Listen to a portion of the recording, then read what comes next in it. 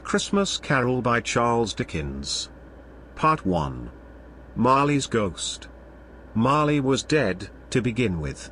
There is no doubt whatever about that. The register of his burial was signed by the clergyman, the clerk, the undertaker, and the chief mourner. Scrooge signed it. And Scrooge's name was good upon change for anything he chose to put his hand to. Old Marley was as dead as a doornail. Mind, I don't mean to say that I know, of my own knowledge, what there is particularly dead about a doornail. I might have been inclined, myself, to regard a coffin nail as the deadest piece of ironmongery in the trade. But the wisdom of our ancestors is in the simile, and my unhallowed hands shall not disturb it, or the country's done for. You will, therefore, permit me to repeat, emphatically, that Marley was as dead as a doornail. Scrooge knew he was dead. Of course he did. How could it be otherwise? Scrooge and he were partners for I don't know how many years. Scrooge was his sole executor, his sole administrator, his sole assign, his sole residuary legatee, his sole friend, and sole mourner. And even Scrooge was not so dreadfully cut up by the sad event, but that he was an excellent man of business on the very day of the funeral, and solemnized it with an undoubted bargain. The mention of Marley's funeral brings me back to the point I started from. There is no doubt that Marley was dead. This must be distinctly understood, or nothing wonderful can come of the story I am going to relate. If we were not perfectly convinced that Hamlet's father died before the play began, there would be nothing more remarkable in his taking a stroll at night, in an easterly wind, upon his own ramparts, than there would be in any other middle-aged gentleman rashly turning out after dark in a breezy spot, say St. Paul's churchyard, for instance, literally to astonish his son's weak mind. Scrooge never painted out old Marley's name. There it stood, years afterwards, above the warehouse door, Scrooge and Marley. The firm was known as Scrooge and Marley. Sometimes people new to the business called Scrooge, and sometimes Marley, but he answered to both names. It was all the same to him. Oh, but he was a tight-fisted hand at the grindstone, Scrooge. A squeezing, wrenching, grasping, scraping, clutching, covetous, old sinner. Hard and sharp as flint, from which no steel had ever struck out generous fire, secret, and self-contained, and solitary as an oyster. The cold within him froze his old features, nipped his pointed nose, shriveled his cheek, stiffened his gait, made his eyes red, his thin lips blue, and spoke out shrewdly in his grating voice. A frosty rime was on his head, and on his eyebrows, and his wiry chin. He carried his own low temperature always about with him, he iced his office in the dog days, and didn't thaw it 1 degree at Christmas. External heat and cold had little influence on Scrooge. No warmth could warm, no wintry weather chill him. No wind that blew was bitterer than he, no falling snow was more intent upon its purpose, no pelting rain less open to entreaty. Foul weather didn't know where to have him. The heaviest rain, and snow, and hail, and sleet could boast of the advantage over him in only one respect. They often came down handsomely and Scrooge never did. Nobody ever stopped him in the street to say, with gladsome looks, "My dear Scrooge, how are you? When will you come to see me?" No beggars implored him to bestow a trifle, no children asked him what it was o'clock, no man or woman ever once in all his life inquired the way to such and such a place, of Scrooge. Even the blind men's dogs appeared to know him, and, when they saw him coming on, would tug their owners into doorways and up courts, and then would wag their tails as though they said, "No eye at all is better than an evil eye, dark master." But what did Scrooge care? It was the very thing he liked. To edge his way along the crowded paths of life, warning all human sympathy to keep its distance, was what the knowing ones call nuts to Scrooge. Once upon a time, of all the good days in the year, on Christmas Eve, old Scrooge sat busy in his counting-house. It was cold, bleak, biting weather, foggy withal, and he could hear the people in the court outside go wheezing up and down, beating their hands upon their breasts, and stamping their feet upon the pavement stones to warm them. The city clocks had only just gone 3, but it was quite dark already. It had not been light all day, and candles were flaring in the windows of the neighboring offices, like ruddy smears upon the palpable brown air. The fog came pouring in at every chink and keyhole, and was so dense without, that, although the court was of the narrowest, the houses opposite were mere phantoms. To see the dingy cloud come drooping down, obscuring everything, one might have thought that nature lived hard by and was brewing on a large scale. The door of Scrooge's counting-house was open, that he might keep his eye upon his clerk, who in a dismal little cell beyond, a sort of tank, was copying letters. Scrooge had a very small fire, but the clerk's fire was so very much smaller that it looked like one coaled. But he couldn't replenish it, for Scrooge kept the coal box in his own room, and so surely as the clerk came in with the shovel, the master predicted that it would be necessary for them to part. Wherefore the clerk put on his white comforter, and tried to warm himself at the candle, in which effort, not being a man of strong imagination, he failed. "A Merry Christmas, Uncle! God save you!" cried a cheerful voice. It was the voice of Scrooge's nephew, who came upon him so quickly that this was the first intimation he had of his approach. "Bah!" said Scrooge. "Humbug!" He had so heated himself with rapid walking in the fog and frost, this nephew of Scrooge's, that he was all in a glow. His face was ruddy and handsome, his eyes sparkled, and his breath smoked again. "Christmas a humbug, Uncle," said Scrooge's nephew. "You don't mean that, I am sure?" "I do," said Scrooge. "Merry Christmas. What right have you to be merry? What reason have you to be merry? You're poor enough." "Come, then," returned the nephew gaily. "What right have you to be dismal? What reason have you to be morose? You're rich enough." Scrooge, having no better answer ready on the spur of the moment, said, "Bah!" again, and followed it up with humbug. "Don't be cross, Uncle," said the nephew. "A Merry Christmas, Uncle! God save you!" cried a cheerful voice. "A Merry Christmas, Uncle! God save you!" cried a cheerful voice. "What else can I be," returned the uncle, "when I live in such a world of fools as this? Merry Christmas! Out upon Merry Christmas! What's Christmas time to you but a time for paying bills without money, a time for finding yourself a year older, and not an hour richer, a time for balancing your books, and having every item in 'em through a round dozen of months presented dead against you? If I could work my will," said Scrooge indignantly, "every idiot who goes about with Merry Christmas on his lips should be boiled with his own pudding, and buried with a stake of holly through his heart. He should." "Uncle," pleaded the nephew. "Nephew," returned the uncle sternly, "keep Christmas in your own way, and let me keep it in mine." "Keep it," repeated Scrooge's nephew. "But you don't keep it." "Let me leave it alone, then," said Scrooge. "Much good may it do you. Much good it has ever done you." "There are many things from which I might have derived good, by which I have not profited, I dare say," returned the nephew, "Christmas among the rest. But I am sure I have always thought of Christmas time, when it has come round, apart from the veneration due to its sacred name and origin, if anything belonging to it can be apart from that, as a good time, a kind, forgiving, charitable, pleasant time, the only time I know of, in the long calendar of the year, when men and women seem by one consent to open their shut-up hearts freely, and to think of people below them as if they really were fellow passengers to the grave, and not another race of creatures bound on other journeys. And therefore, Uncle, though it has never put a scrap of gold or silver in my pocket, I believe that it has done me good, and will do me good, and I say, God bless it." The clerk in the tank involuntarily applauded. Becoming immediately sensible of the impropriety, he poked the fire, and extinguished the last frail spark forever. "Let me hear another sound from you," said Scrooge, "and you'll keep your Christmas by losing your situation. You're quite a powerful speaker, sir," he added, turning to his nephew. "I wonder you don't go into Parliament. Don't be angry, Uncle. Come. Dine with us tomorrow." Scrooge said that he would see him. Yes, indeed he did. He went the whole length of the expression, and said that he would see him in that extremity first. "But why?" cried Scrooge's nephew. "Why? Why did you get married?" said Scrooge.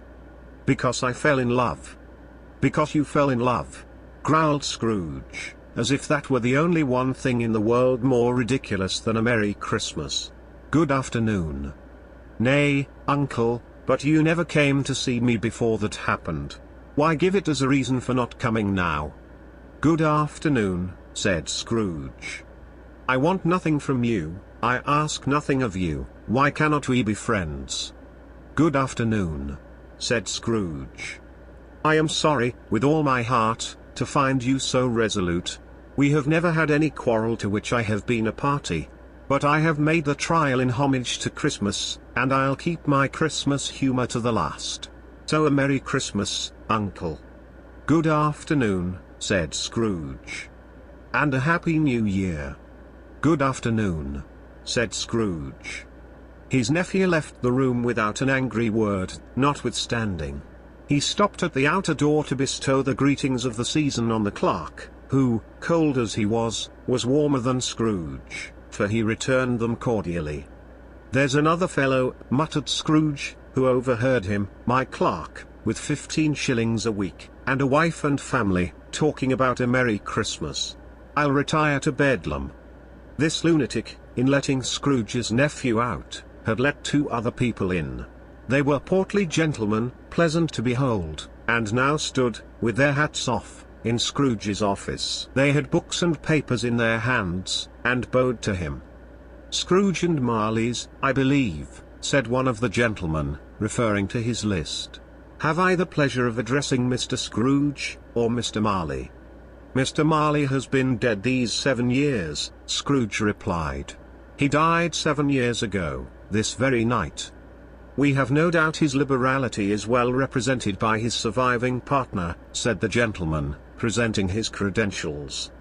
It certainly was, for they had been 2 kindred spirits. At the ominous word liberality Scrooge frowned, and shook his head, and handed the credentials back. "At this festive season of the year, Mr. Scrooge," said the gentleman, taking up a pen, "it is more than usually desirable that we should make some slight provision for the poor and destitute, who suffer greatly at the present time. Many thousands are in want of common necessaries, hundreds of thousands are in want of common comforts, sir." "Are there no prisons?" asked Scrooge. "Plenty of prisons," said the gentleman, laying down the pen again. "And the union workhouses?" demanded Scrooge. "Are they still in operation?" "They are. Still," returned the gentleman, "I wish I could say they were not." "The treadmill and the poor law are in full vigor, then?" said Scrooge. "Both very busy, sir." "Oh. I was afraid, from what you said at first, that something had occurred to stop them in their useful course," said Scrooge. "I am very glad to hear it." "Under the impression that they scarcely furnish Christian cheer of mind or body to the multitude," returned the gentleman, "a few of us are endeavoring to raise a fund to buy the poor some meat and drink, and means of warmth. We choose this time, because it is a time, of all others, when want is keenly felt, and abundance rejoices. What shall I put you down for?" "Nothing," Scrooge replied. "You wish to be anonymous?" "I wish to be left alone," said Scrooge. "Since you ask me what I wish, gentlemen, that is my answer. I don't make merry myself at Christmas, and I can't afford to make idle people merry.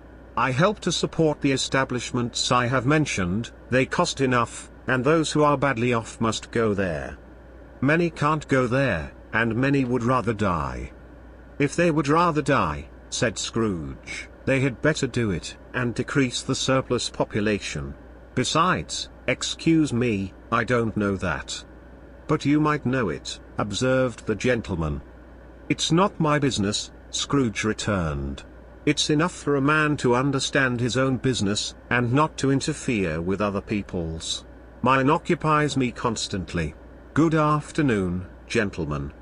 Seeing clearly that it would be useless to pursue their point, the gentleman withdrew. Scrooge resumed his labours with an improved opinion of himself, and in a more facetious temper than was usual with him. Meanwhile the fog and darkness thickened so, that people ran about with flaring links, proffering their services to go before horses in carriages, and conduct them on their way.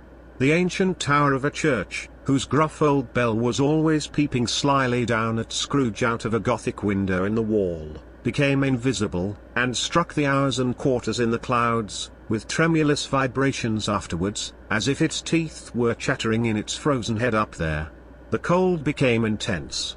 In the main street, at the corner of the court, some labourers were repairing the gas pipes, and had lighted a great fire in a brazier, round which a party of ragged men and boys were gathered, warming their hands and winking their eyes before the blaze in rapture. The water plug being left in solitude, its overflowings suddenly congealed, and turned to misanthropic ice. The brightness of the shops, where holly sprigs and berries crackled in the lamp heat of the windows, made pale faces ruddy as they passed. Poulterers' and grocers' trades became a splendid joke, a glorious pageant, with which it was next to impossible to believe that such dull principles as bargain and sale had anything to do. The Lord Mayor, in the stronghold of the mighty mansion house, gave orders to his 50 cooks and butlers to keep Christmas as a Lord Mayor's household should, and even the little tailor, whom he had fined 5 shillings on the previous Monday for being drunk and bloodthirsty in the streets, stirred up tomorrow's pudding in his garret, while his lean wife and the baby sallied out to buy the beef. Foggier yet, and colder. Piercing, searching, biting cold. If the good Street Dunstan had but nipped the evil spirit's nose with a touch of such weather as that, instead of using his familiar weapons, then indeed he would have roared to lusty purpose. The owner of one scant young nose, gnawed and mumbled by the hungry cold as bones are gnawed by dogs, stooped down at Scrooge's keyhole to regale him with a Christmas carol, but, at the first sound of "God bless you, merry gentlemen, may nothing you dismay," Scrooge seized the ruler with such energy of action, that the singer fled in terror, leaving the keyhole to the fog, and even more congenial frost. At length the hour of shutting up the counting-house arrived. With an ill will Scrooge dismounted from his stool, and tacitly admitted the fact to the expectant clerk in the tank, who instantly snuffed his candle out, and put on his hat. "You'll want all day tomorrow, I suppose?" said Scrooge. "If quite convenient, sir." "It's not convenient," said Scrooge, "and it's not fair. If I was to stop half a crown for it, you'd think yourself ill-used, I'll be bound." The clerk smiled faintly. "And yet," said Scrooge, "you don't think me ill-used when I pay a day's wages for no work." The clerk observed that it was only once a year. "A poor excuse for picking a man's pocket every 25th of December," said Scrooge, buttoning his greatcoat to the chin. "But I suppose you must have the whole day. Be here all the earlier next morning." The clerk promised that he would, and Scrooge walked out with a growl. The office was closed in a twinkling, and the clerk, with the long ends of his white comforter dangling below his waist, for he boasted no greatcoat, went down a slide on Cornhill, at the end of a lane of boys, 20 times, in honour of its being Christmas Eve, and then ran home to Camden Town as hard as he could pelt, to play at blind man's buff. Scrooge took his melancholy dinner in his usual melancholy tavern, and having read all the newspapers, and beguiled the rest of the evening with his banker's book, went home to bed. He lived in chambers which had once belonged to his deceased partner. They were a gloomy suite of rooms, in a lowering pile of building up a yard, where it had so little business to be, that one could scarcely help fancying it must have run there when it was a young house, playing at hide-and-seek with other houses, and have forgotten the way out again. It was old enough now, and dreary enough, for nobody lived in it but Scrooge, the other rooms being all let out as offices. The yard was so dark that even Scrooge, who knew its every stone, was fain to grope with his hands. The fog and frost so hung about the black old gateway of the house, that it seemed as if the genius of the weather sat in mournful meditation on the threshold. Now, It is a fact that there was nothing at all particular about the knocker on the door, except that it was very large. It is also a fact that Scrooge had seen it, night and morning, during his whole residence in that place, also that Scrooge had as little of what is called fancy about him as any man in the city of London, even including, which is a bold word, the corporation, alderman, and livery. Let it also be borne in mind that Scrooge had not bestowed one thought on Marley since his last mention of his 7 years dead partner that afternoon. And then let any man explain to me, if he can, how it happened that Scrooge, having his key in the lock of the door, saw in the knocker, without its undergoing any intermediate process of change, not a knocker, but Marley's face. Marley's face. It was not in impenetrable shadow, as the other objects in the yard were, but had a dismal light about it, like a bad lobster in a dark cellar. It was not angry or ferocious, but looked at Scrooge as Marley used to look, with ghostly spectacles turned up on its ghostly forehead. The hair was curiously stirred, as if by breath of hot air, and, though the eyes were wide open, they were perfectly motionless. That, and its livid color, made it horrible, but its horror seemed to be in spite of the face, and beyond its control, rather than a part of its own expression. As Scrooge looked fixedly at this phenomenon, it was a knocker again. To say that he was not startled, or that his blood was not conscious of a terrible sensation to which it had been a stranger from infancy, would be untrue. But he put his hand upon the key he had relinquished, turned it sturdily, walked in, and lighted his candle. He did pause, with a moment's irresolution, before he shut the door, and he did look cautiously behind it first, as if he half expected to be terrified with the sight of Marley's pigtails sticking out into the hall. But there was nothing on the back of the door, except the screws and nuts that held the knocker on, so he said, "Pooh, pooh," and closed it with a bang. The sound resounded through the house like thunder. Every room above, and every cask in the wine merchant's cellars below, appeared to have a separate peal of echoes of its own.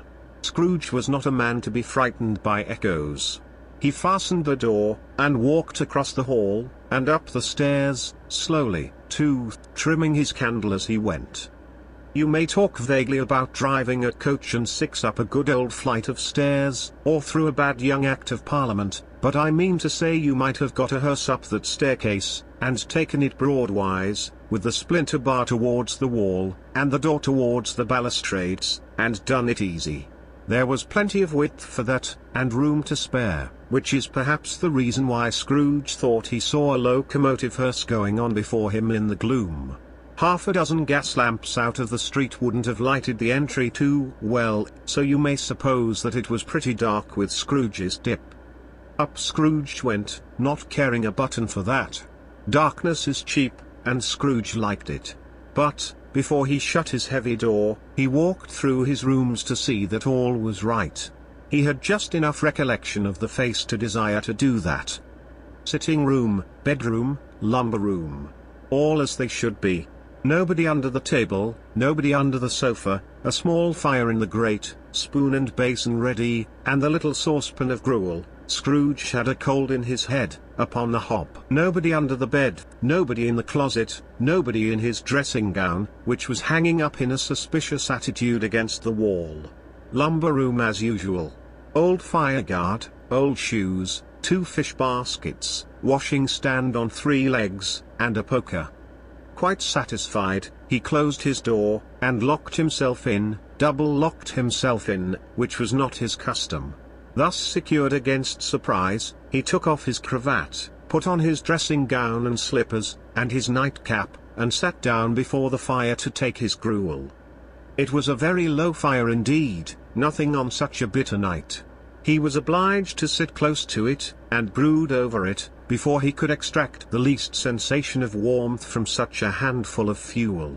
The fireplace was an old one, built by some Dutch merchant long ago, and paved all round with quaint Dutch tiles, designed to illustrate the scriptures.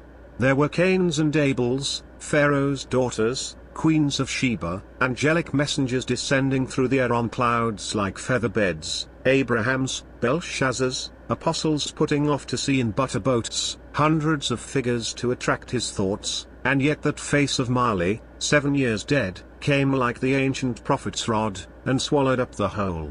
If each smooth tile had been a blank at first, with power to shape some picture on its surface from the disjointed fragments of his thoughts, there would have been a copy of old Marley's head on every one. "Humbug," said Scrooge, and walked across the room. After several turns he sat down again. As he threw his head back in the chair, his glance happened to rest upon a bell, a disused bell, that hung in the room, and communicated, for some purpose now forgotten, with a chamber in the highest story of the building. It was with great astonishment, and with a strange, inexplicable dread, that, as he looked, he saw this bell begin to swing. It swung so softly in the outset that it scarcely made a sound, but soon it rang out loudly, and so did every bell in the house. This might have lasted half a minute, or a minute, but it seemed an hour. The bells ceased, as they had begun, together. They were succeeded by a clanking noise, deep down below, as if some person were dragging a heavy chain over the casks in the wine merchant's cellar. Scrooge then remembered to have heard that ghosts in haunted houses were described as dragging chains. The cellar door flew open with a booming sound, and then he heard the noise much louder on the floors below, then coming up the stairs, then coming straight towards his door. "It's humbug still," said Scrooge. "I won't believe it." His colour changed, though, when, without a pause, it came on through the heavy door, and passed into the room before his eyes. Upon its coming in, the dying flame leapt up, as though it cried, "I know him. Marley's ghost," and fell again. The same face, the very same. Marley in his pigtail, usual waistcoat, tights, and boots, the tassels on the latter bristling, like his pigtail, and his coat skirts, and the hair upon his head. The chain he drew was clasped about his middle. It was long, and wound about him like a tail, and it was made, for Scrooge observed it closely, of cash boxes, keys, padlocks, ledgers, deeds, and heavy purses wrought in steel. His body was transparent, so that Scrooge, observing him, and looking through his waistcoat, could see the 2 buttons on his coat behind. Scrooge had often heard it said that Marley had no bowels, but he had never believed it until now. No, nor did he believe it even now. Though he looked the phantom through and through, and saw it standing before him, though he felt the chilling influence of its death-cold eyes, and marked the very texture of the folded kerchief bound about its head and chin, which wrapper he had not observed before, he was still incredulous, and fought against his senses. "How now?" said Scrooge, caustic and cold as ever. "What do you want with me?" "Much." Marley's voice, no doubt about it. "Who are you?" "Ask me who I was." "Who were you, then?" said Scrooge, raising his voice. "You're particular, for a shade." He was going to say to a shade, but substituted this, as more appropriate.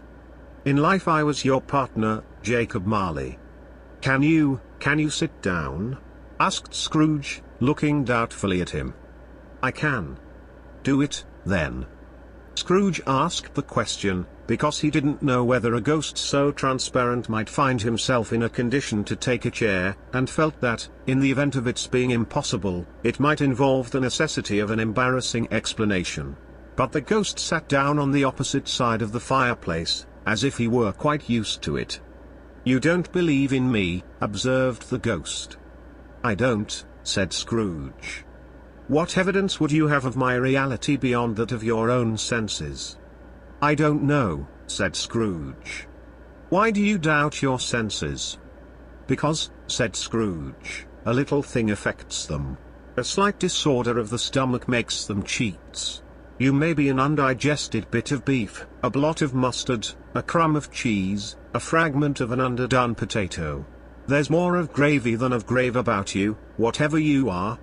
Scrooge was not much in the habit of cracking jokes, nor did he feel in his heart by any means waggish then. The truth is, that he tried to be smart, as a means of distracting his own attention, and keeping down his terror, for the spectre's voice disturbed the very marrow in his bones. To sit staring at those fixed glazed eyes in silence, for a moment, would play, Scrooge felt the very deuce with him. There was something very awful, too, in the spectre's being provided with an infernal atmosphere of his own. Scrooge could not feel it himself, but this was clearly the case, for though the ghost sat perfectly motionless, its hair, and skirts, and tassels were still agitated as by the hot vapor from an oven. "You see this toothpick?" said Scrooge, returning quickly to the charge, for the reason just assigned, and wishing, though it were only for a second, to divert the vision's stony gaze from himself. "I do," replied the ghost. "You are not looking at it," said Scrooge. "But I see it," said the ghost, notwithstanding.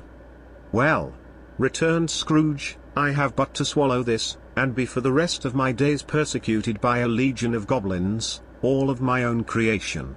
Humbug, I tell you, humbug." At this the spirit raised a frightful cry, and shook its chain with such a dismal and appalling noise, that Scrooge held on tight to his chair, to save himself from falling in a swoon. But how much greater was his horror when the phantom, taking off the bandage round his head, as if it were too warm to wear indoors, its lower jaw dropped down upon its breast. Scrooge fell upon his knees, and clasped his hands before his face. "Mercy," he said. "Dreadful apparition, why do you trouble me?" "Man of the worldly mind," replied the ghost, "do you believe in me or not?"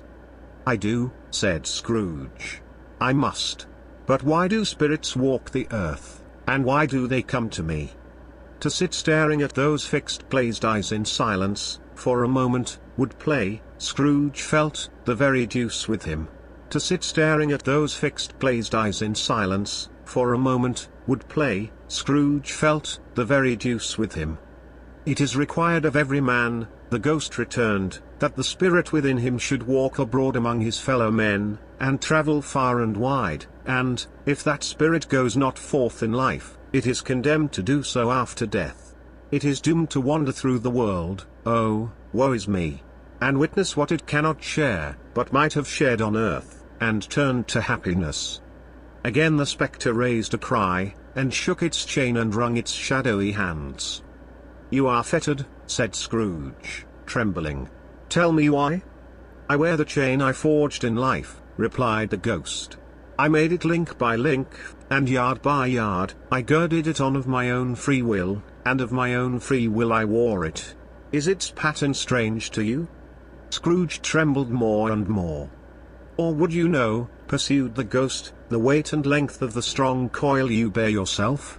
It was full as heavy and as long as this, 7 Christmas Eves ago. You have labored on it since. It is a ponderous chain." Scrooge glanced about him on the floor, in the expectation of finding himself surrounded by some 50 or 60 fathoms of iron cable, but he could see nothing. "Jacob," he said imploringly. "Old Jacob Marley, tell me more. Speak comfort to me, Jacob." "I have none to give," the ghost replied. "It comes from other regions, Ebenezer Scrooge, and is conveyed by other ministers, to other kinds of men. Nor can I tell you what I would. A very little more is all permitted to me. I cannot rest, I cannot stay, I cannot linger anywhere. My spirit never walked beyond our counting house, mark me, in life my spirit never roved beyond the narrow limits of our money-changing hole, and weary journeys lie before me." It was a habit with Scrooge, whenever he became thoughtful, to put his hands in his breeches pockets. Pondering on what the ghost had said, he did so now, but without lifting up his eyes, or getting off his knees. "You must have been very slow about it, Jacob," Scrooge observed in a business-like manner, though with humility and deference. "Slow," the ghost repeated. 7 years dead," mused Scrooge. "And travelling all the time?" "The whole time," said the ghost. "No rest, no peace. Incessant torture of remorse." "You travel fast," said Scrooge. "On the wings of the wind," replied the ghost. "You might have got over a great quantity of ground in 7 years," said Scrooge. The ghost, on hearing this, set up another cry, and clanked its chain so hideously in the dead silence of the night, that the ward would have been justified in indicting it for a nuisance. Oh! Captive, bound, and double-ironed, cried the phantom, not to know that ages of incessant labor, by immortal creatures, for this earth must pass into eternity before the good of which it is susceptible is all developed. Not to know that any Christian spirit working kindly in its little sphere, whatever it may be, will find its mortal life too short for its vast means of usefulness. Not to know that no space of regret can make amends for one life's opportunities misused. Yet such was I. Oh, such was I. But you were always a good man of business, Jacob, faltered Scrooge, who now began to apply this to himself. Business! Cried the ghost, wringing its hands again. Mankind was my business. The common welfare was my business, charity, mercy, forbearance, and benevolence were, all, my business. The dealings of my trade were but a drop of water in the comprehensive ocean of my business. It held up its chain at arm's length, as if that were the cause of all its unavailing grief, and flung it heavily upon the ground again. At this time of the rolling year, the spectre said, I suffer most. Why did I walk through crowds of fellow beings with my eyes turned down, and never raise them to that blessed star which led the wise men to a poor abode? Were there no poor homes to which its light would have conducted me? Scrooge was very much dismayed to hear the spectre going on at this rate, and began to quake exceedingly. Hear me! Cried the ghost. My time is nearly gone. I will, said Scrooge. But don't be hard upon me. Don't be flowery, Jacob. Pray. How it is that I appear before you in a shape that you can see, I may not tell. I have sat invisible beside you many and many a day. It was not an agreeable idea. Scrooge shivered, and wiped the perspiration from his brow. That is no light part of my penance, pursued the ghost. I am here tonight to warn you that you have yet a chance and hope of escaping my fate. A chance and hope of my procuring, Ebenezer. You were always a good friend to me, said Scrooge. Thankee. You will be haunted, resumed the ghost, by 3 spirits. Scrooge's countenance fell almost as low as the ghost's had done. Is that the chance and hope you mentioned, Jacob? He demanded in a faltering voice. It is. I think I'd rather not, said Scrooge. Without their visits, said the ghost, you cannot hope to shun the path I tread. Expect the first tomorrow when the bell tolls 1. Couldn't I take 'em all at once, and have it over, Jacob? Hinted Scrooge. Expect the second on the next night at the same hour. The third, upon the next night when the last stroke of 12 has ceased to vibrate. Look to see me no more, and look that, for your own sake, you remember what has passed between us. When it had said these words, the spectre took its wrapper from the table, and bound it round its head as before. Scrooge knew this by the smart sound its teeth made when the jaws were brought together by the bandage. He ventured to raise his eyes again, and found his supernatural visitor confronting him in an erect attitude, with its chain wound over and about its arm. The apparition walked backward from him, and, at every step it took, the window raised itself a little, so that, when the spectre reached it, it was wide open. It beckoned Scrooge to approach, which he did. When they were within 2 paces of each other, Marley's ghost held up its hand, warning him to come no nearer. Scrooge stopped. Not so much in obedience as in surprise and fear, for, on the raising of the hand, he became sensible of confused noises in the air, incoherent sounds of lamentation and regret, wailings inexpressibly sorrowful and self-accusatory. The spectre, after listening for a moment, joined in the mournful dirge, and floated out upon the bleak, dark night. Scrooge followed to the window, desperate in his curiosity. He looked out. The air was filled with phantoms, wandering hither and thither in restless haste, and moaning as they went. Every one of them wore chains like Marley's ghost, some few, they might be guilty governments, were linked together, none were free. Many had been personally known to Scrooge in their lives. He had been quite familiar with one old ghost in a white waistcoat, with a monstrous iron safe attached to its ankle, who cried piteously at being unable to assist a wretched woman with an infant, whom it saw below upon a doorstep. The misery with them all was, clearly, that they sought to interfere, for good, in human matters, and had lost the power forever. Whether these creatures faded into mist, or mist enshrouded them, he could not tell. But they and their spirit voices faded together, and the night became as it had been when he walked home. Scrooge closed the window, and examined the door by which the ghost had entered. It was double-locked, as he had locked it with his own hands, and the bolts were undisturbed. He tried to say humbug, but stopped at the first syllable, and being, from the emotion he had undergone, or the fatigues of the day, or his glimpse of the invisible world, or the dull conversation of the ghost, or the lateness of the hour, much in need of repose, went straight to bed without undressing, and fell asleep upon the instant. Stave 2. The first of the three spirits. When Scrooge awoke it was so dark, that, looking out of bed, he could scarcely distinguish the transparent window from the opaque walls of his chamber. He was endeavoring to pierce the darkness with his ferret eyes, when the chimes of a neighboring church struck the 4 quarters. So he listened for the hour.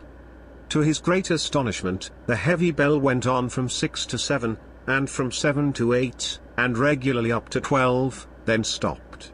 12. It was past 2 when he went to bed. The clock was wrong. An icicle must have got into the works. 12. He touched the spring of his repeater, to correct this most preposterous clock. Its rapid little pulse beat 12, and stopped.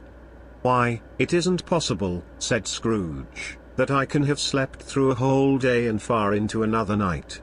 It isn't possible that anything has happened to the sun, and this is 12 at noon." The idea being an alarming one, he scrambled out of bed, and groped his way to the window.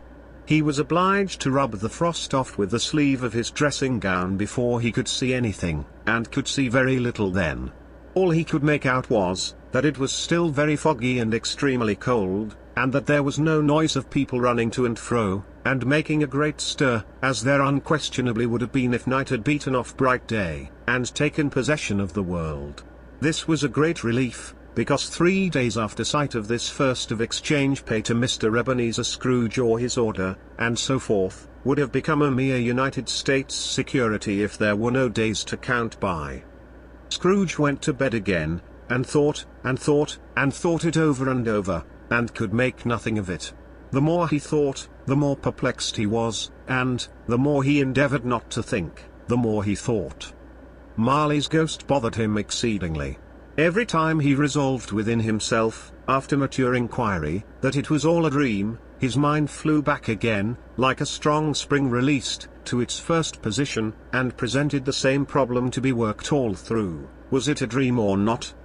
Scrooge lay in this state until the chime had gone 3 quarters more, when he remembered, on a sudden, that the ghost had warned him of a visitation when the bell tolled 1. He resolved to lie awake until the hour was past, and, considering that he could no more go to sleep than go to heaven, this was, perhaps, the wisest resolution in his power. The quarter was so long, that he was more than once convinced he must have sunk into a doze unconsciously, and missed the clock. At length it broke upon his listening ear. Ding, dong. "A quarter past," said Scrooge, counting. Ding, dong. "Half past," said Scrooge. Ding, dong. "A quarter to it," said Scrooge. Ding, dong. "The hour itself," said Scrooge triumphantly, "and nothing else." He spoke before the hour bell sounded, which it now did with a deep, dull, hollow, melancholy one. Light flashed up in the room upon the instant, and the curtains of his bed were drawn. The curtains of his bed were drawn aside, I tell you, by a hand. Not the curtains at his feet, nor the curtains at his back, but those to which his face was addressed. The curtains of his bed were drawn aside, and Scrooge, starting up into a half-recumbent attitude, found himself face to face with the unearthly visitor who drew them, as close to it as I am now to you, and I am standing in the spirit at your elbow. It was a strange figure, like a child, yet not so like a child as like an old man, viewed through some supernatural medium, which gave him the appearance of having receded from the view, and being diminished to a child's proportions. Its hair, which hung about its neck and down its back, was white, as if with age, and yet the face had not a wrinkle in it, and the tenderest bloom was on the skin. The arms were very long and muscular, the hands the same, as if its hold were of uncommon strength. Its legs and feet, most delicately formed, were, like those upper members, bare.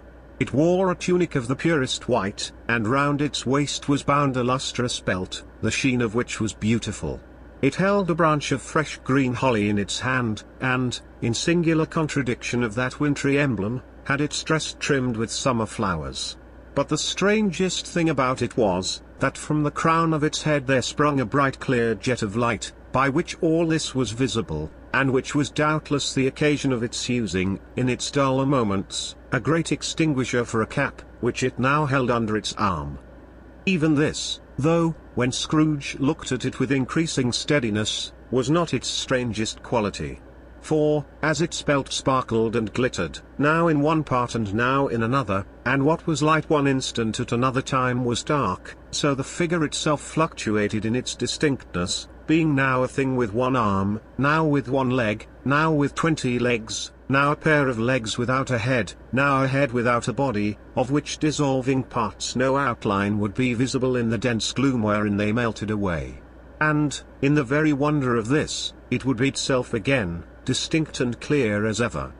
"Are you the spirit, sir, whose coming was foretold to me?" asked Scrooge. "I am."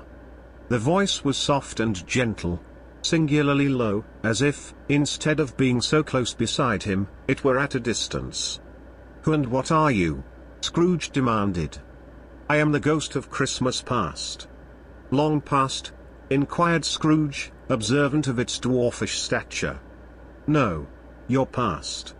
Perhaps Scrooge could not have told anybody why, if anybody could have asked him, but he had a special desire to see the spirit in his cap, and begged him to be covered. "What?" exclaimed the ghost, "would you so soon put out, with worldly hands, the light I give? Is it not enough that you are one of those whose passions made this cap, and force me through whole trains of years to wear it low upon my brow?" Scrooge reverently disclaimed all intention to offend or any knowledge of having wilfully bonneted the spirit at any period of his life. He then made bold to inquire what business brought him there. "Your welfare," said the ghost. Scrooge expressed himself much obliged, but could not help thinking that a night of unbroken rest would have been more conducive to that end. The spirit must have heard him thinking, for it said immediately, "Your reclamation, then. Take heed."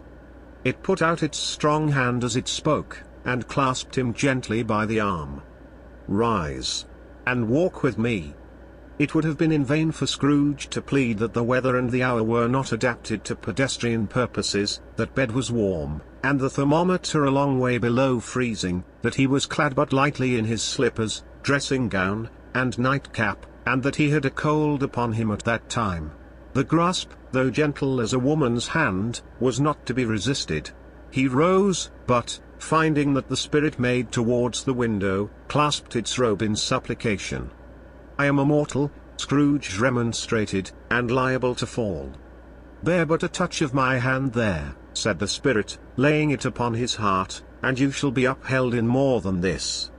As the words were spoken, they passed through the wall, and stood upon an open country road, with fields on either hand.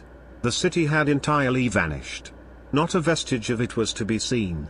The darkness and the mist had vanished with it, for it was a clear, cold, winter day, with the snow upon the ground. "Good heaven!" said Scrooge, clasping his hands together as he looked about him. "I was bred in this place. I was a boy here." The spirit gazed upon him mildly. Its gentle touch, though it had been light and instantaneous, appeared still present to the old man's sense of feeling. He was conscious of 1,000 odors floating in the air, each one connected with 1,000 thoughts, and hopes, and joys, and cares long, long forgotten. "Your lip is trembling," said the ghost. "And what is that upon your cheek?" Scrooge muttered, with an unusual catching in his voice, that it was a pimple, and begged the ghost to lead him where he would. "You recollect the way?" inquired the spirit. "Remember it," cried Scrooge with fervor, I could walk it blindfold. Strange to have forgotten it for so many years, observed the ghost. Let us go on. You recollect the way? Inquired the spirit. Remember it? Cried Scrooge with fervor. I could walk it blindfold. You recollect the way? Inquired the spirit. Remember it? Cried Scrooge with fervor. I could walk it blindfold. They walked along the road, Scrooge recognizing every gate, and post, and tree, until a little market town appeared in the distance, with its bridge, its church, and winding river. Some shaggy ponies now were seen trotting towards them with boys upon their backs, who called to other boys in country gigs and carts, driven by farmers. All these boys were in great spirits, and shouted to each other, until the broad fields were so full of merry music, that the crisp air laughed to hear it. These are but shadows of the things that have been, said the ghost. They have no consciousness of us. The jocund travellers came on, and as they came, Scrooge knew and named them every one. Why was he rejoiced beyond all bounds to see them? Why did his cold eye glisten, and his heart leap up as they went past? Why was he filled with gladness when he heard them give each other Merry Christmas, as they parted at crossroads and byways for their several homes? What was Merry Christmas to Scrooge? Out upon Merry Christmas. What good had it ever done to him? The school is not quite deserted, said the ghost. A solitary child, neglected by his friends, is left there still. Scrooge said he knew it. And he sobbed. They left the high road by a well-remembered lane, and soon approached a mansion of dull red brick, with a little weathercock-surmounted cupola on the roof and a bell hanging in it. It was a large house, but one of broken fortunes, for the spacious offices were little used, their walls were damp and mossy, their windows broken, and their gates decayed. Fowls clucked and strutted in the stables, and the coach-houses and sheds were overrun with grass. Nor was it more retentive of its ancient state within, for, entering the dreary hall, and glancing through the open doors of many rooms, they found them poorly furnished, cold, and vast. There was an earthly savour in the air, a chilly bareness in the place, which associated itself somehow with too much getting up by candlelight, and not too much to eat. They went, the ghost and Scrooge, across the hall, to a door at the back of the house. It opened before them, and disclosed a long, bare, melancholy room, made barer still by lines of plain deal forms and desks. At one of these a lonely boy was reading near a feeble fire, and Scrooge sat down upon a form, and wept to see his poor forgotten self as he had used to be. Not a latent echo in the house, not a squeak and scuffle from the mice behind the panelling, not a drip from the half-thawed water-spout in the dull yard behind, not a sigh among the leafless boughs of one despondent poplar, not the idle swinging of an empty storehouse door, no, not a clicking in the fire, but fell upon the heart of Scrooge with softening influence, and gave a freer passage to his tears. The spirit touched him on the arm, and pointed to his younger self, intent upon his reading. Suddenly a man in foreign garments, wonderfully real and distinct to look at, stood outside the window, with an axe stuck in his belt, and leading by the bridle an ass laden with wood. "Why, it's Ali Baba!" Scrooge exclaimed in ecstasy. "It's dear old honest Ali Baba. Yes, yes, I know. One Christmas time when yonder solitary child was left here all alone, he did come, for the first time, just like that. Poor boy. And Valentine," said Scrooge, "and his wild brother, Orson, there they go. And what's his name, who was put down in his drawers, asleep, at the gate of Damascus, don't you see him? And the Sultan's groom turned upside down by the genii, there he is upon his head. Serve him right. I'm glad of it. What business had he to be married to the princess?" To hear Scrooge expending all the earnestness of his nature on such subjects, in a most extraordinary voice between laughing and crying, and to see his heightened and excited face, would have been a surprise to his business friends in the city, indeed. "Why, it's Ali Baba!" Scrooge exclaimed in ecstasy. "It's dear old honest Ali Baba! Why, it's Ali Baba!" Scrooge exclaimed in ecstasy. "It's dear old honest Ali Baba!" "There's the parrot!" cried Scrooge. "Green body and yellow tail, with a thing like a lettuce growing out of the top of his head, there he is. Poor Robin Crusoe he called him, when he came home again after sailing round the island. Poor Robin Crusoe, where have you been, Robin Crusoe?" The man thought he was dreaming, but he wasn't. It was the parrot, you know. There goes Friday, running for his life to the little creek. Hulloa! Hoop! Hullo! Then, with a rapidity of transition very foreign to his usual character, he said, in pity for his former self, "Poor boy!" and cried again. "I wish," Scrooge muttered, putting his hand in his pocket, and looking about him, after drying his eyes with his cuff, "but it's too late now." "What is the matter?" asked the spirit. "Nothing," said Scrooge. "Nothing. There was a boy singing a Christmas carol at my door last night. I should like to have given him something, that's all." The ghost smiled thoughtfully, and waved its hand, saying, as it did so, "Let us see another Christmas." Scrooge's former self grew larger at the words, and the room became a little darker and more dirty. The panels shrunk, the windows cracked, fragments of plaster fell out of the ceiling, and the naked laths were shown instead. But how all this was brought about Scrooge knew no more than you do. He only knew that it was quite correct, that everything had happened so, that there he was, alone again, when all the other boys had gone home for the jolly holidays. He was not reading now, but walking up and down despairingly. Scrooge looked at the ghost, and, with a mournful shaking of his head, glanced anxiously towards the door. It opened, and a little girl, much younger than the boy, came darting in, and, putting her arms about his neck, and often kissing him, addressed him as her dear, dear brother. "I have come to bring you home, dear brother," said the child, clapping her tiny hands, and bending down to laugh. "To bring you home, home, home." "Home, little Fan?" returned the boy. "Yes," said the child, brimful of glee. "Home for good and all. Home for ever and ever. Father is so much kinder than he used to be, that home's like heaven. He spoke so gently to me one dear night when I was going to bed, that I was not afraid to ask him once more if you might come home, and he said yes, you should, and sent me in a coach to bring you.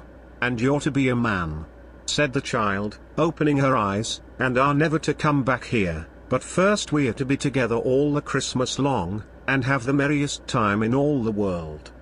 "You are quite a woman, little Fan," exclaimed the boy. She clapped her hands and laughed, and tried to touch his head, but, being too little, laughed again, and stood on tiptoe to embrace him. Then she began to drag him, in her childish eagerness, towards the door, and he, nothing loath to go, accompanied her. A terrible voice in the hall cried, "Bring down Master Scrooge's box, there." And in the hall appeared the schoolmaster himself, who glared on Master Scrooge with a ferocious condescension, and threw him into a dreadful state of mind by shaking hands with him. He then conveyed him and his sister into the veriest old well of a shivering best parlour that ever was seen, where the maps upon the wall, and the celestial and terrestrial globes in the windows, were waxy with cold. Here he produced a decanter of curiously light wine, and a block of curiously heavy cake, and administered installments of those dainties to the young people, at the same time sending out a meagre servant to offer a glass of something to the post-boy, who answered that he thanked the gentleman, but, if it was the same tap as he had tasted before, he had rather not. Master Scrooge's trunk being by this time tied onto the top of the chaise, the children bade the schoolmaster good-bye right willingly, and, getting into it, drove gaily down the garden sweep, the quick wheels dashing the hoar frost and snow from off the dark leaves of the evergreens like spray. "Always a delicate creature, whom a breath might have withered," said the ghost. "But she had a large heart." "So she had," cried Scrooge. "You're right. I will not gainsay it, spirit. God forbid." "She died a woman," said the ghost, "and had, as I think, children." "One child," Scrooge returned. "True," said the ghost. "Your nephew." Scrooge seemed uneasy in his mind, and answered briefly, "Yes." Although they had but that moment left the school behind them, they were now in the busy thoroughfares of a city, where shadowy passengers passed and repassed, where shadowy carts and coaches battled for the way, and all the strife and tumult of a real city were. It was made plain enough, by the dressing of the shops, that here, too, it was Christmas time again, but it was evening, and the streets were lighted up. The ghost stopped at a certain warehouse door, and asked Scrooge if he knew it. "Know it?" said Scrooge. "Was I apprenticed here?" They went in.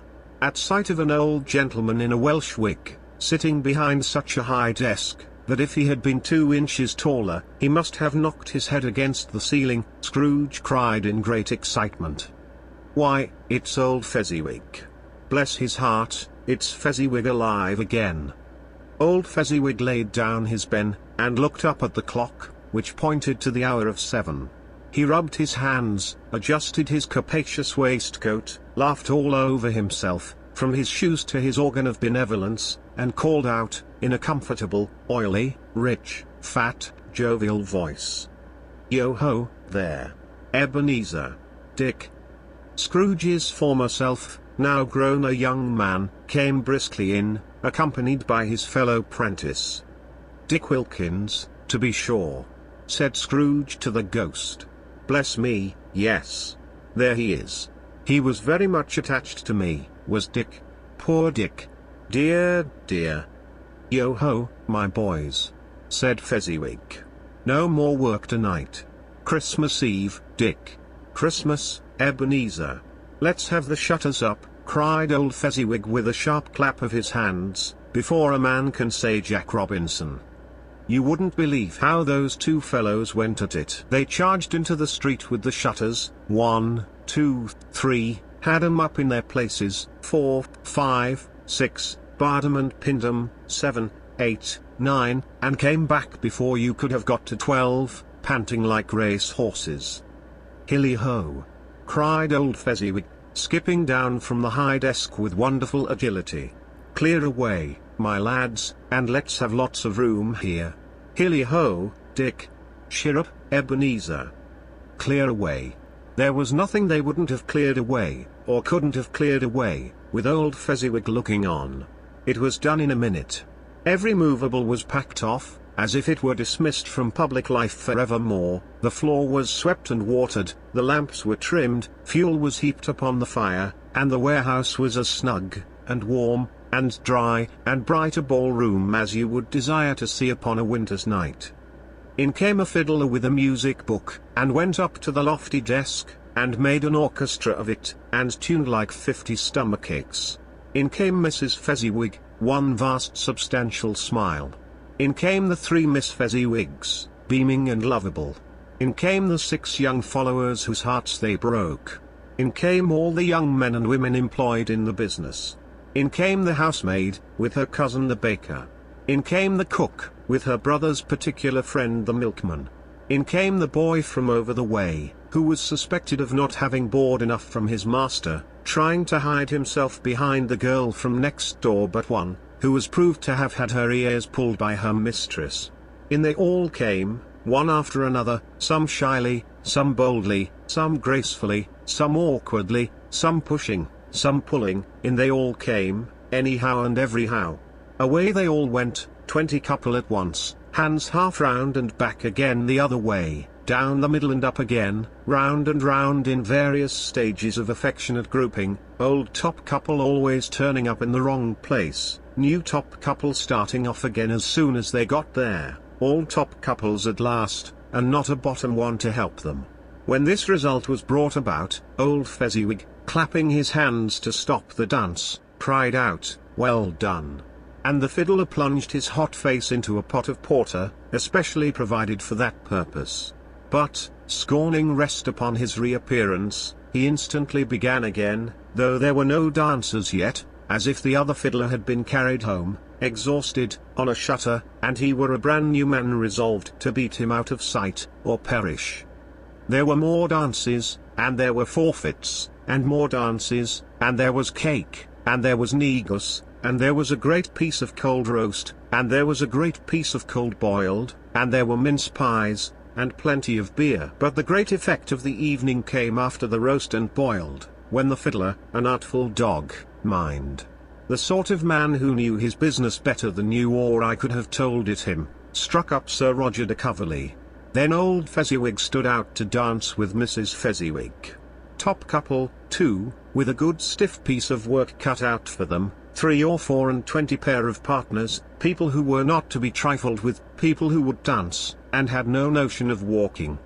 But if they had been twice as many, 4 times, old Fezziwig would have been a match for them, and so would Mrs. Fezziwig. As to her, she was worthy to be his partner in every sense of the term. If that's not high praise, tell me higher, and I'll use it. A positive light appeared to issue from Fezziwig's calves. They shone in every part of the dance like moons. You couldn't have predicted, at any given time, what would become of them next.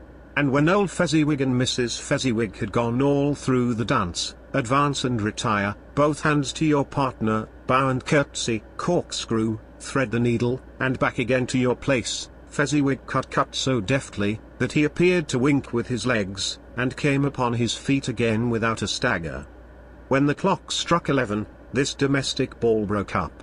Mr. and Mrs. Fezziwig took their stations, one on either side the door, and, shaking hands with every person individually as he or she went out, wished him or her a Merry Christmas. When everybody had retired but the 2 prentices, they did the same to them, and thus the cheerful voices died away, and the lads were left to their beds, which were under a counter in the back shop. During the whole of this time Scrooge had acted like a man out of his wits. His heart and soul were in the scene, and with his former self. He corroborated everything, remembered everything, enjoyed everything, and underwent the strangest agitation. It was not until now, when the bright faces of his former self and Dick were turned from them, that he remembered the ghost, and became conscious that it was looking full upon him, while the light upon its head burnt very clear. "A small matter," said the ghost, "to make these silly folks so full of gratitude." "Small," echoed Scrooge. The spirit signed to him to listen to the 2 apprentices, who were pouring out their hearts in praise of Fezziwig, and, when he had done so, said, "Why, is it not? He has spent but a few pounds of your mortal money, 3 or 4, perhaps. Is that so much that he deserves this praise?" "It isn't that," said Scrooge, heated by the remark, and speaking unconsciously like his former, not his latter self.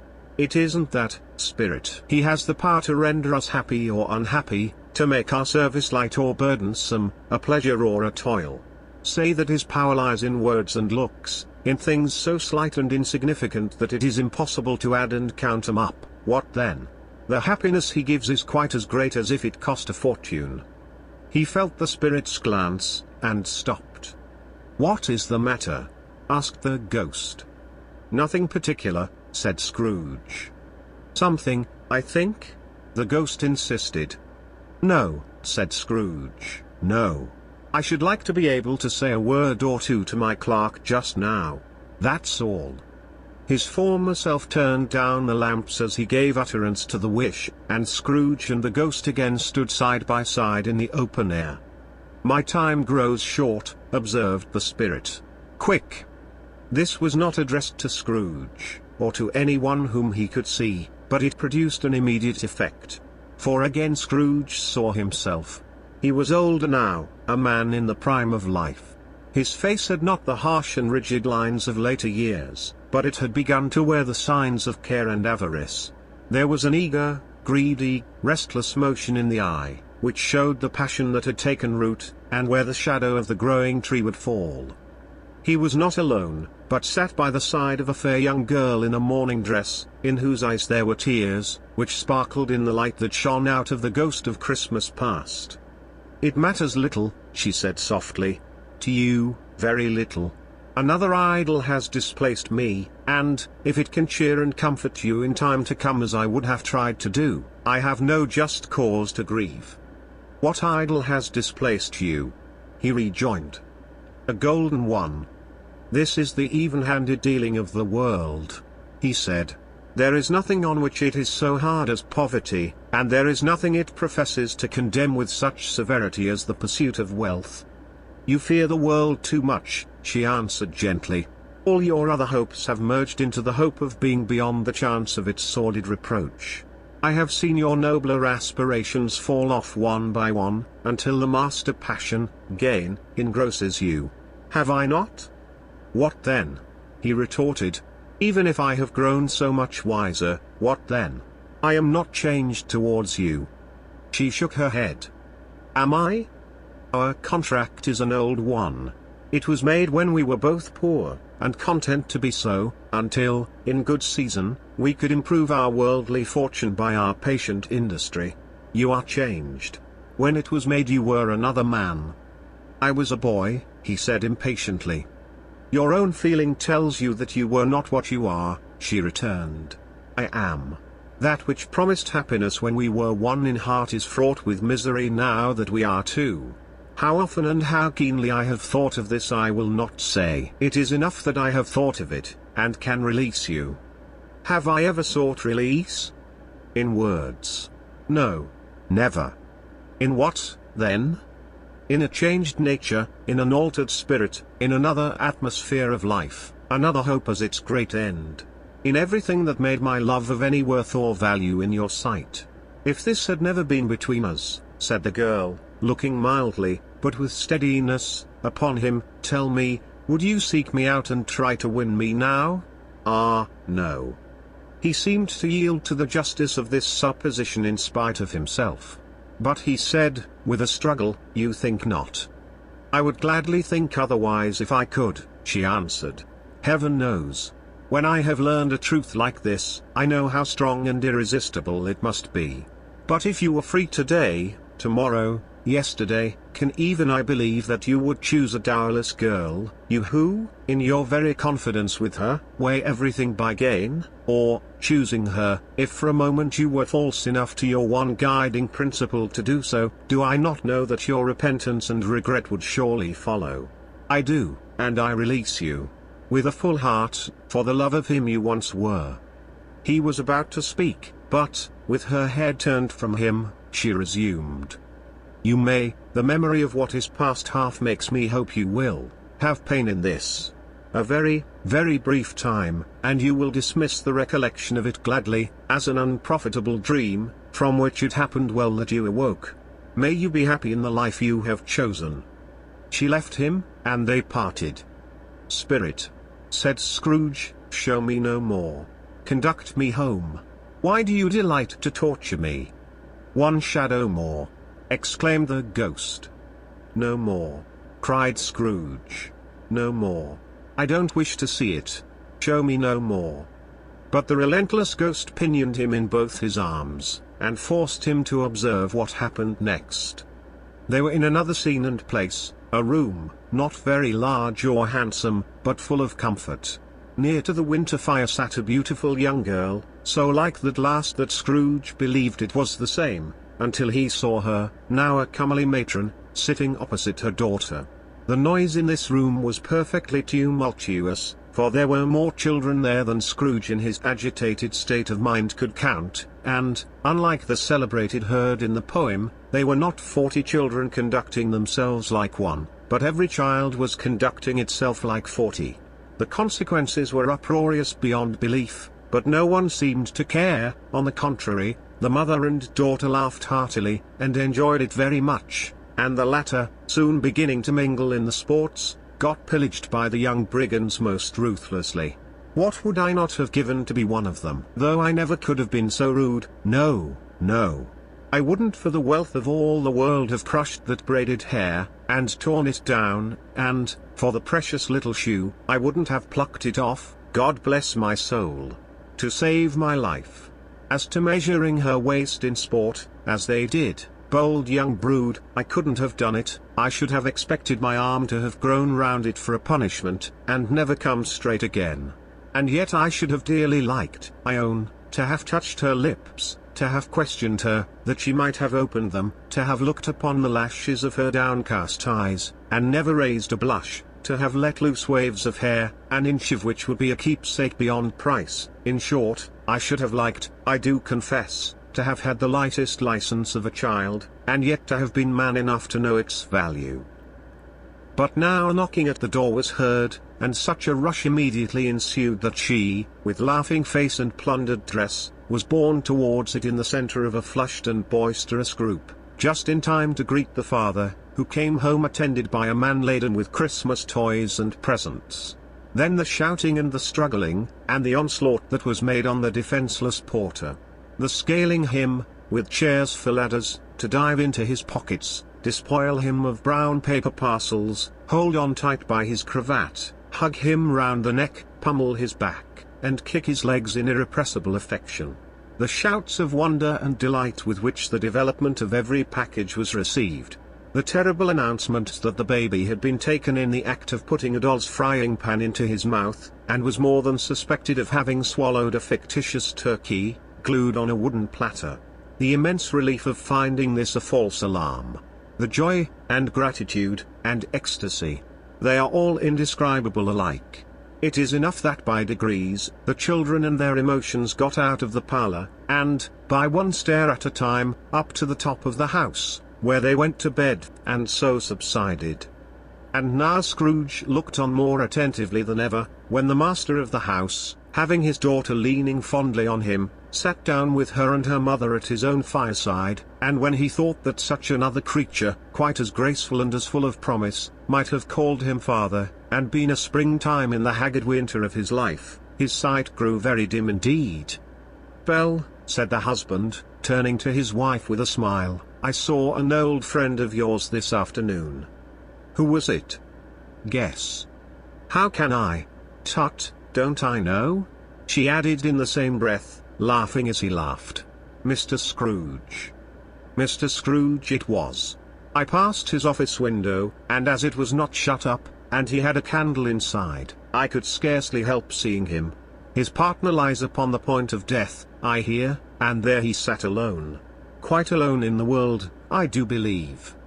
"Spirit," said Scrooge in a broken voice, "remove me from this place."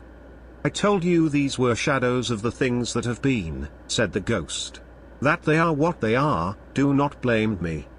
"Remove me," Scrooge exclaimed. "I cannot bear it." He turned upon the ghost, and seeing that it looked upon him with a face in which in some strange way there were fragments of all the faces it had shown him, wrestled with it. "Leave me. Take me back. Haunt me no longer." In the struggle, if that can be called a struggle in which the ghost, with no visible resistance on its own part, was undisturbed by any effort of its adversary, Scrooge observed that its light was burning high and bright, and dimly connecting that with its influence over him, he seized the extinguisher cap, and by a sudden action pressed it down upon its head. The spirit dropped beneath it, so that the extinguisher covered its whole form, but, though Scrooge pressed it down with all his force, he could not hide the light, which streamed from under it in an unbroken flood upon the ground. He was conscious of being exhausted, and overcome by an irresistible drowsiness, and, further, of being in his own bedroom. He gave the cap a parting squeeze, in which his hand relaxed, and had barely time to reel to bed before he sank into a heavy sleep. Stave 3. The second of the three spirits. Awaking in the middle of a prodigiously tough snore, and sitting up in bed to get his thoughts together, Scrooge had no occasion to be told that the bell was again upon the stroke of 1. He felt that he was restored to consciousness in the right nick of time, for the especial purpose of holding a conference with the second messenger dispatched to him through Jacob Marley's intervention. But, finding that he turned uncomfortably cold when he began to wonder which of his curtains this new spectre would draw back, he put them every one aside with his own hands, and, lying down again, established a sharp lookout all round the bed. For he wished to challenge the spirit on the moment of its appearance, and did not wish to be taken by surprise and made nervous. Gentlemen of the free and easy sort, who plume themselves on being acquainted with a move or two, and being usually equal to the time of day, express the wide range of their capacity for adventure by observing that they are good for anything from pitch and toss to manslaughter, between which opposite extremes, no doubt, there lies a tolerably wide and comprehensive range of subjects. without venturing for Scrooge quite as hardily as this, I don't mind calling on you to believe that he was ready for a good broad field of strange appearances, and that nothing between a baby and a rhinoceros would have astonished him very much. Now, being prepared for almost anything, he was not by any means prepared for nothing, and consequently, when the bell struck 1, and no shape appeared, he was taken with a violent fit of trembling. 5 minutes, 10 minutes, a quarter of an hour went by, yet nothing came. All this time he lay upon his bed, the very core and center of a blaze of ruddy light, which streamed upon it when the clock proclaimed the hour, and which, being only light, was more alarming than a dozen ghosts, as he was powerless to make out what it meant, or would be it, and was sometimes apprehensive that he might be at that very moment an interesting case of spontaneous combustion, without having the consolation of knowing it. At last, however, he began to think, as you or I would have thought at first, for it is always the person not in the predicament who knows what ought to have been done in it, and would unquestionably have done it too. At last, I say, he began to think that the source and secret of this ghostly light might be in the adjoining room, from whence, on further tracing it, it seemed to shine. This idea taking full possession of his mind, he got up softly, and shuffled in his slippers to the door. The moment Scrooge's hand was on the lock, a strange voice called him by his name, and bade him enter. He obeyed. It was his own room. There was no doubt about that. But it had undergone a surprising transformation. The walls and ceiling were so hung with living green, that it looked a perfect grove, from every part of which bright gleaming berries glistened. The crisp leaves of holly, mistletoe, and ivy reflected back the light, as if so many little mirrors had been scattered there, and such a mighty blaze went roaring up the chimney as that dull petrifaction of a hearth had never known in Scrooge's time, or Marley's, or for many and many a winter season gone.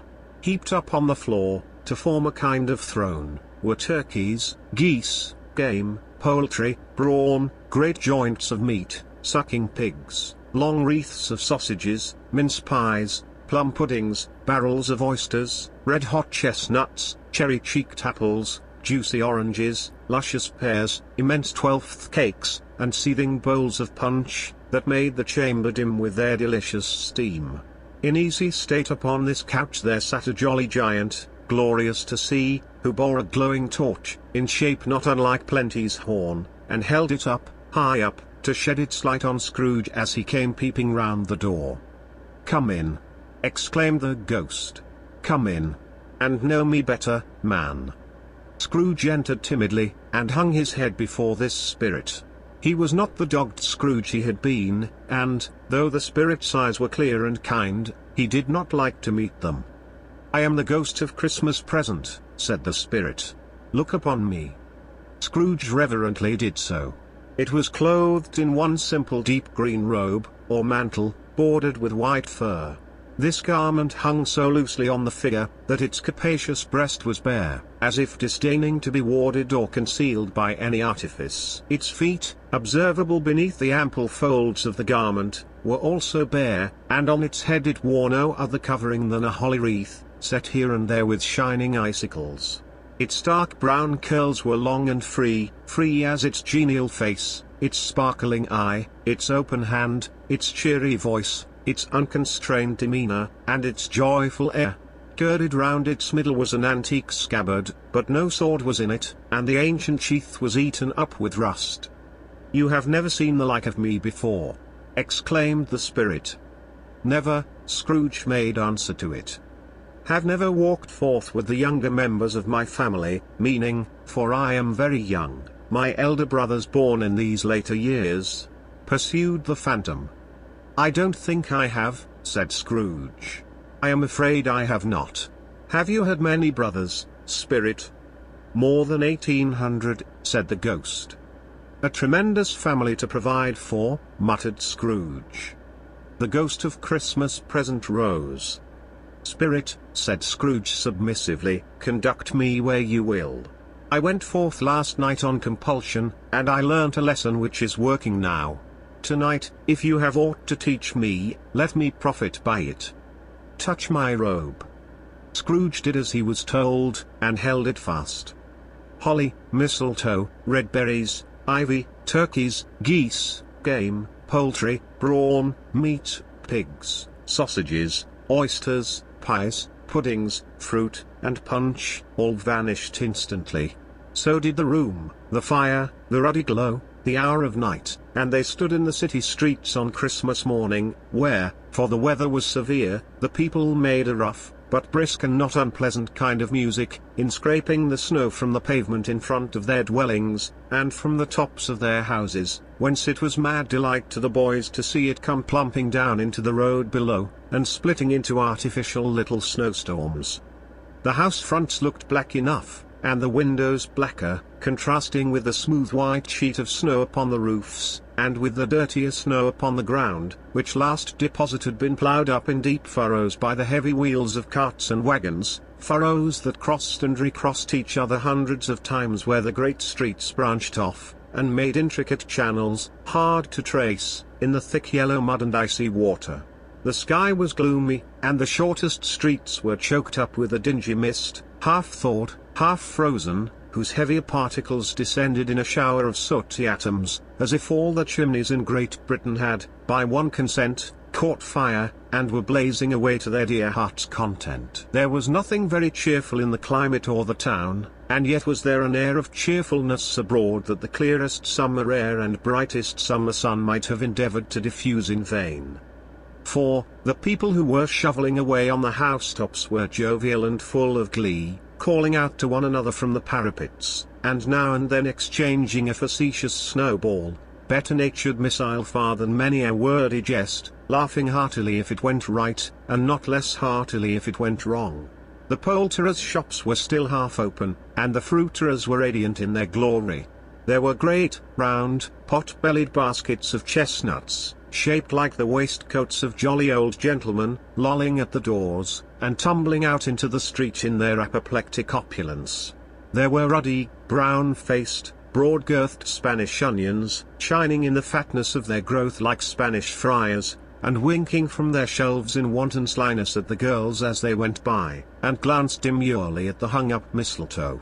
There were pears and apples clustered high in blooming pyramids, there were bunches of grapes, made, in the shopkeeper's benevolence, to dangle from conspicuous hooks that people's mouths might water gratis as they passed. There were piles of filberts, mossy and brown, recalling, in their fragrance, ancient walks among the woods, and pleasant shufflings ankle-deep through withered leaves. There were Norfolk biffins, squab and swarthy, setting off the yellow of the oranges and lemons, and, in the great compactness of their juicy persons, urgently entreating and beseeching to be carried home in paper bags, and eaten after dinner.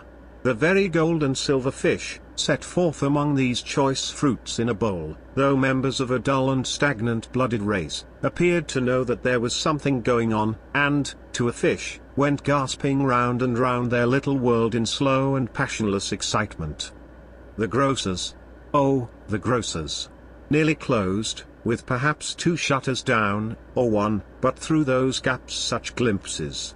It was not alone that the scales descending on the counter made a merry sound, or that the twine and roller parted company so briskly, or that the canisters were rattled up and down like juggling tricks, or even that the blended scents of tea and coffee were so grateful to the nose, or even that the raisins were so plentiful and rare, the almonds so extremely white, the sticks of cinnamon so long and straight, the other spices so delicious, the candied fruits so caked and spotted with molten sugar as to make the coldest lookers on feel faint, and subsequently bilious. Nor was it that the figs were moist and pulpy, or that the French plums blushed in modest tartness from their highly decorated boxes, or that everything was good to eat and in its Christmas dress, but the customers were all so hurried and so eager in the hopeful promise of the day, that they tumbled up against each other at the door, crashing their wicker baskets wildly, and left their purchases upon the counter, and came running back to fetch them, and committed hundreds of the like mistakes, in the best humour possible, while the grocer and his people were so frank and fresh, that the polished hats with which they fastened their aprons behind might have been their own, worn outside for general inspection, and for Christmas stores to peck at if they chose. But soon the steeples called good people all to church and chapel, and away they came, flocking through the streets in their best clothes, and with their gayest faces. And at the same time there emerged, from scores of by-streets, lanes, and nameless turnings, innumerable people, carrying their dinners to the bakers' shops. The sight of these poor revellers appeared to interest the spirit very much, for he stood with Scrooge beside him in a baker's doorway, and, taking off the covers as their bearers passed, sprinkled incense on their dinners from his torch. And it was a very uncommon kind of torch, for once or twice, when there were angry words between some dinner carriers who had jostled each other, he shed a few drops of water on them from it, and their good humour was restored directly. For they said, it was a shame to quarrel upon Christmas Day. And so it was. God love it, so it was. In time the bells ceased, and the bakers were shut up, and yet there was a genial shadowing forth of all these dinners, and the progress of their cooking, in the thawed blotch of wet above each baker's oven, where the pavement smoked as if its stones were cooking too. "Is there a peculiar flavour in what you sprinkle from your torch?" asked Scrooge. "There is, my own." "Would it apply to any kind of dinner on this day?" asked Scrooge. "To any kindly given. To a poor one most." "Why to a poor one most?" asked Scrooge. "Because it needs it most." "Spirit," said Scrooge after a moment's thought, "I wonder you, of all the beings in the many worlds about us, should desire to cramp these people's opportunities of innocent enjoyment." "Aye," cried the spirit. "You would deprive them of their means of dining every seventh day, often the only day on which they can be said to dine at all," said Scrooge, "wouldn't you?" "Aye," cried the spirit. "You seek to close these places on the seventh day," said Scrooge. "And it comes to the same thing." "I seek," exclaimed the spirit. "Forgive me if I am wrong." "It has been done in your name, or at least in that of your family," said Scrooge. "There are some upon this earth of yours," returned the spirit, "who lay claim to know us, and who do their deeds of passion, pride, ill will, hatred, envy, bigotry, and selfishness in our name, who are as strange to us, and all our kith and kin, as if they had never lived. Remember that, and charge their doings on themselves, not us." Scrooge promised that he would, and they went on, invisible, as they had been before, into the suburbs of the town. It was a remarkable quality of the ghost, which Scrooge had observed at the baker's, that, notwithstanding his gigantic size, he could accommodate himself to any place with ease, and that he stood beneath a low roof quite as gracefully and like a supernatural creature as it was possible he could have done in any lofty hall. And perhaps it was the pleasure the good spirit had in showing off this power of his, or else it was his own kind, generous, hearty nature, and his sympathy with all poor men, that led him straight to Scrooge's clerks, for there he went, and took Scrooge with him, holding to his robe, and, on the threshold of the door, the spirit smiled, and stopped to bless Bob Cratchit's dwelling with the sprinklings of his torch. Think of that!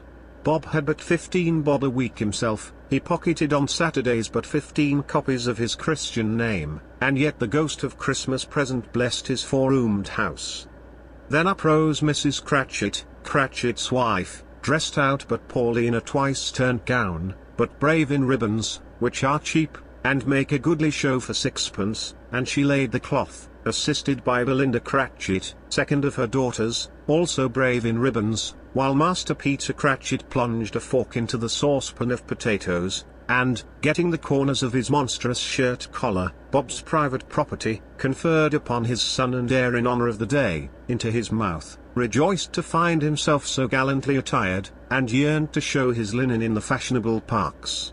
And now 2 smaller Cratchits, boy and girl, came tearing in, screaming that outside the baker's they had smelt the goose, and known it for their own, and, basking in luxurious thoughts of sage and onion, these young Cratchits danced about the table, and exalted Master Peter Cratchit to the skies, while he, not proud, although his collars nearly choked him, blew the fire, until the slow potatoes, bubbling up, knocked loudly at the saucepan lid to be let out and peeled. "What has ever got your precious father, then?" said Mrs. Cratchit. "And your brother, Tiny Tim?" And Martha warned us late last Christmas Day by half an hour. Here's Martha, mother, said a girl, appearing as she spoke. Here's Martha, mother, cried the two young Cratchits. Hurrah! There's such a goose, Martha. Why, bless your heart alive, my dear, how late you are, said Mrs. Cratchit, kissing her a dozen times, and taking off her shawl and bonnet for her with officious zeal. We'd a deal of work to finish up last night, replied the girl, and had to clear away this morning, mother. Well, never mind so long as you are come, said Mrs. Cratchit. Sit ye down before the fire, my dear, and have a warm, Lord bless ye. No, no. There's father coming, cried the two young Cratchits, who were everywhere at once. Hide, Martha, hide. So Martha hid herself, and in came little Bob, the father, with at least 3 feet of comforter, exclusive of the fringe, hanging down before him, and his threadbare clothes darned up and brushed to look seasonable, and Tiny Tim upon his shoulder. Alas for Tiny Tim, he bore a little crutch, and had his limbs supported by an iron frame. Why, where's our Martha? Cried Bob Cratchit, looking round. Not coming, said Mrs. Cratchit. Not coming, said Bob with a sudden declension in his high spirits, for he had been Tim's blood horse all the way from church, and had come home rampant. Not coming upon Christmas Day. Martha didn't like to see him disappointed, if it were only in joke, so she came out prematurely from behind the closet door, and ran into his arms, while the two young Cratchits hustled Tiny Tim, and bore him off into the wash-house, that he might hear the pudding singing in the copper. And how did little Tim behave? Asked Mrs. Cratchit when she had rallied Bob on his credulity, and Bob had hugged his daughter to his heart's content. As good as gold, said Bob, and better. Somehow, he gets thoughtful, sitting by himself so much, and thinks the strangest things you ever heard. He told me, coming home, that he hoped the people saw him in the church, because he was a cripple, and it might be pleasant to them to remember upon Christmas Day who made lame beggars walk and blind men see. Bob's voice was tremulous when he told them this, and trembled more when he said that Tiny Tim was growing strong and hearty. His active little crutch was heard upon the floor, and back came Tiny Tim before another word was spoken, escorted by his brother and sister to his stool beside the fire, and while Bob, turning up his cuffs, as if, poor fellow, they were capable of being made more shabby, compounded some hot mixture in a jug with gin and lemons, and stirred it round and put it on the hob to simmer, Master Peter and the two ubiquitous young Cratchits went to fetch the goose, with which they soon returned in high procession. Such a bustle ensued that you might have thought a goose the rarest of all birds, a feathered phenomenon, to which a black swan was a matter of course, and, in truth, it was something very like it in that house. Mrs. Cratchit made the gravy, ready beforehand in a little saucepan, hissing hot. Master Peter mashed the potatoes with incredible vigor, Miss Belinda sweetened up the apple sauce, Martha dusted the hot plates, Bob took Tiny Tim beside him in a tiny corner at the table, the two young Cratchits set chairs for everybody, not forgetting themselves, and, mounting guard upon their posts, crammed spoons into their mouths, lest they should shriek for goose before their turn came to be helped. At last the dishes were set on, and grace was said.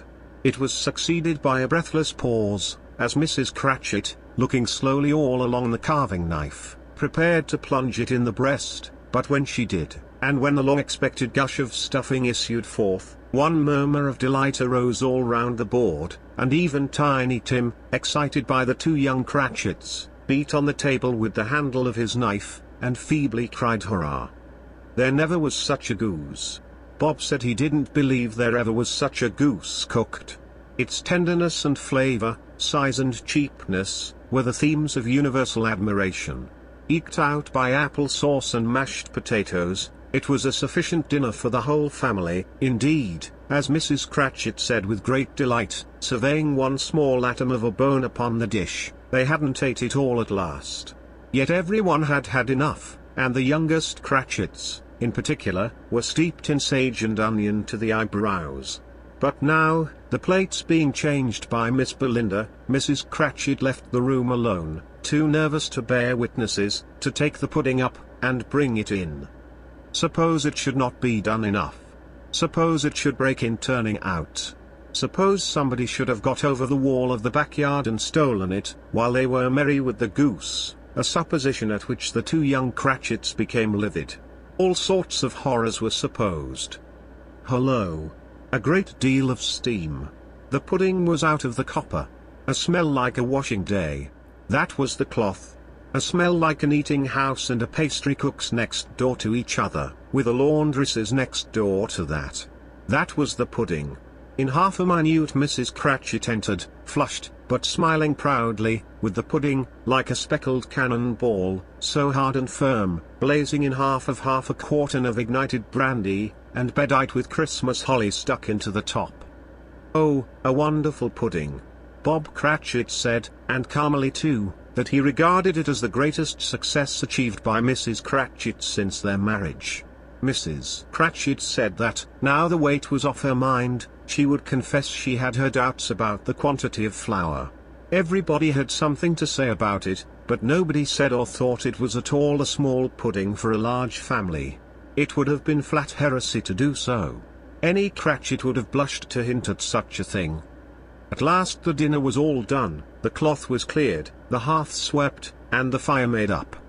The compound in the jug being tasted, and considered perfect, apples and oranges were put upon the table, and a shovelful of chestnuts on the fire.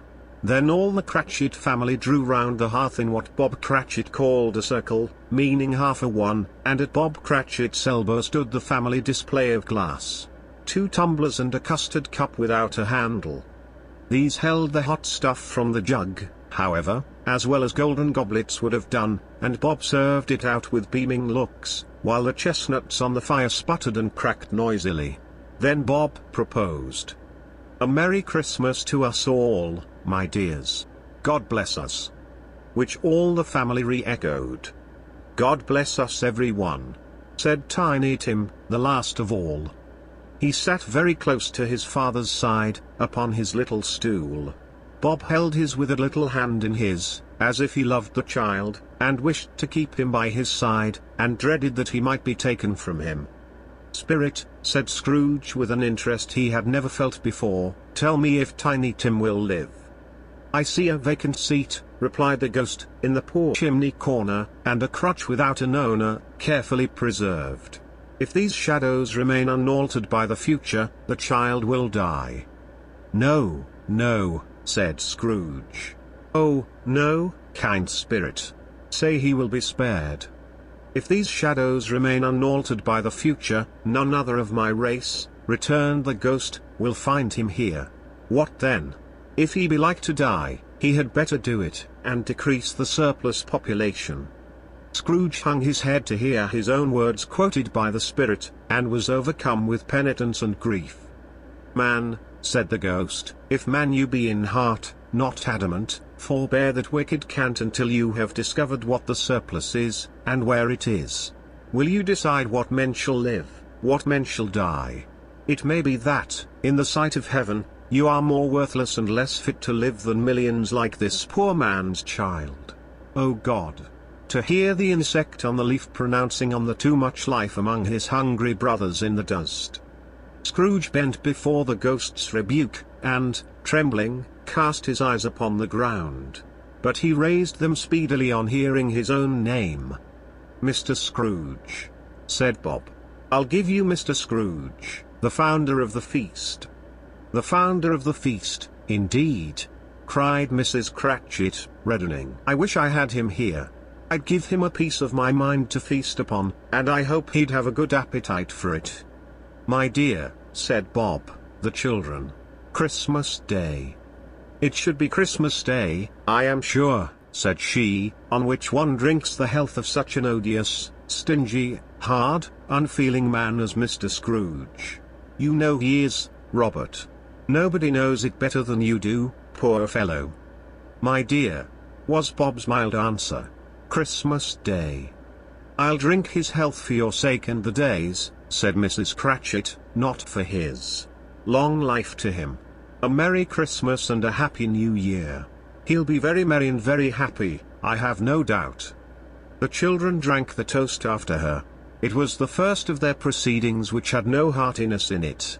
Tiny Tim drank it last of all, but he didn't care twopence for it. Scrooge was the ogre of the family. The mention of his name cast a dark shadow on the party, which was not dispelled for full 5 minutes. After it had passed away they were 10 times merrier than before, from the mere relief of Scrooge the baleful being done with. Bob Cratchit told them how he had a situation in his eye for Master Peter, which would bring in, if obtained, full 5 and 6pence weekly. The 2 young Cratchits laughed tremendously at the idea of Peter's being a man of business, and Peter himself looked thoughtfully at the fire from between his collars, as if he were deliberating what particular investments he should favor when he came into the receipt of that bewildering income. Martha, who was a poor apprentice at a milliner's, then told them what kind of work she had to do, and how many hours she worked at a stretch, and how she meant to lie abed tomorrow morning for a good long rest, tomorrow being a holiday she passed at home. Also how she had seen a countess and a lord some days before, and how the lord was much about as tall as Peter, at which Peter pulled up his collars so high, that you couldn't have seen his head if you had been there. All this time the chestnuts and the jug went round, and by they had a song, about a lost child travelling in the snow, from Tiny Tim, who had a plaintive little voice, and sang it very well indeed. There was nothing of high mark in this. They were not a handsome family, they were not well dressed, their shoes were far from being waterproof, their clothes were scanty, and Peter might have known, and very likely did, the inside of a pawnbroker's. But they were happy, grateful, pleased with one another, and contented with the time, and when they faded, and looked happier yet in the bright sprinklings of the spirit's tortured parting, Scrooge had his eye upon them, and especially on Tiny Tim, until the last. By this time it was getting dark, and snowing pretty heavily, and as Scrooge and the spirit went along the streets, the brightness of the roaring fires in kitchens, parlors, and all sorts of rooms was wonderful. Here, the flickering of the blaze showed preparations for a cozy dinner, with hot plates baking through and through before the fire, and deep red curtains, ready to be drawn to shut out cold and darkness. There, all the children of the house were running out into the snow to meet their married sisters, brothers, cousins, uncles, aunts, and be the first to greet them. Here, again, were shadows on the window blinds of guests assembling, and there a group of handsome girls, all hooded and fur-booted, and all chattering at once, tripped lightly off to some near neighbor's house, where, woe upon the single man who saw them enter, artful witches, well they knew it, in a glow. But, if you had judged from the numbers of people on their way to friendly gatherings, you might have thought that no one was at home to give them welcome when they got there, instead of every house expecting company, and piling up its fires half chimney high. Blessings on it, how the ghost exulted! How it bared its breadth of breast, and opened its capacious palm, and floated on, outpouring, with a generous hand, its bright and harmless mirth on everything within its reach. The very lamplighter, who ran on before, dotting the dusky street with specks of light, and who was dressed to spend the evening somewhere, laughed out loudly as the spirit passed, though little kenned the lamplighter that he had any company but Christmas. And now, without a word of warning from the ghost, they stood upon a bleak and desert moor, where monstrous masses of rude stone were cast about, as though it were the burial place or giants, and water spread itself wheresoever it listed, or would have done so, but for the frost that held it prisoner, and nothing grew but moss and furze, and coarse, rank grass. Down in the west the setting sun had left a streak of fiery red, which glared upon the desolation for an instant, like a sullen eye, and, frowning lower, lower yet, was lost in the thick gloom of darkest night. "What place is this?" asked Scrooge. "A place where miners live, who labor in the bowels of the earth," returned the spirit. "But they know me. See." A light shone from the window of a hut, and swiftly they advanced towards it. Passing through the wall of mud and stone, they found a cheerful company assembled round a glowing fire. An old man and woman, with their children and their children's children, and another generation beyond that, all decked out gaily in their holiday attire. The old man, in a voice that seldom rose above the howling of the wind upon the barren waste, was singing them a Christmas song. It had been a very old song when he was a boy, and from time to time they all joined in the chorus. So surely as they raised their voices, the old man got quite blithe and loud, and, so surely as they stopped, his vigour sank again. The spirit did not tarry here, but bade Scrooge hold his robe, and, passing on above the moor, sped whither? Not to sea? To sea. To Scrooge's horror, looking back, he saw the last of the land, a frightful range of rocks, behind them, and his ears were deafened by the thundering of water, as it rolled and roared, and raged among the dreadful caverns it had worn, and fiercely tried to undermine the earth. Built upon a dismal reef of sunken rocks, some league or so from shore, on which the waters chafed and dashed, the wild year through, there stood a solitary lighthouse. Great heaps of seaweed clung to its base, and storm birds, born of the wind, one might suppose, as seaweed of the water, rose and fell about it, like the waves they skimmed. But, even here, two men who watched the light had made a fire that through the loophole in the thick stone wall shed out a ray of brightness on the awful sea. Joining their horny hands over the rough table at which they sat, they wished each other Merry Christmas in their can of grog, and one of them, the elder two, with his face all damaged and scarred with hard weather, as the figurehead of an old ship might be, struck up a sturdy song that was like a gale in itself. Again the ghost sped on, above the black and heaving sea, on, until, being far away, as he told Scrooge, from any shore, they lighted on a ship. They stood beside the helmsman at the wheel, the lookout in the bow, the officers who had the watch, dark, ghostly figures in their several stations, but every man among them hummed a Christmas tune, or had a Christmas thought, or spoke below his breath to his companion of some bygone Christmas day, with homeward hopes belonging to it. And every man on board, waking or sleeping, good or bad, had had a kinder word for one another on that day than on any day in the year, and had shared to some extent in its festivities, and had remembered those he cared for at a distance, and had known that they delighted to remember him.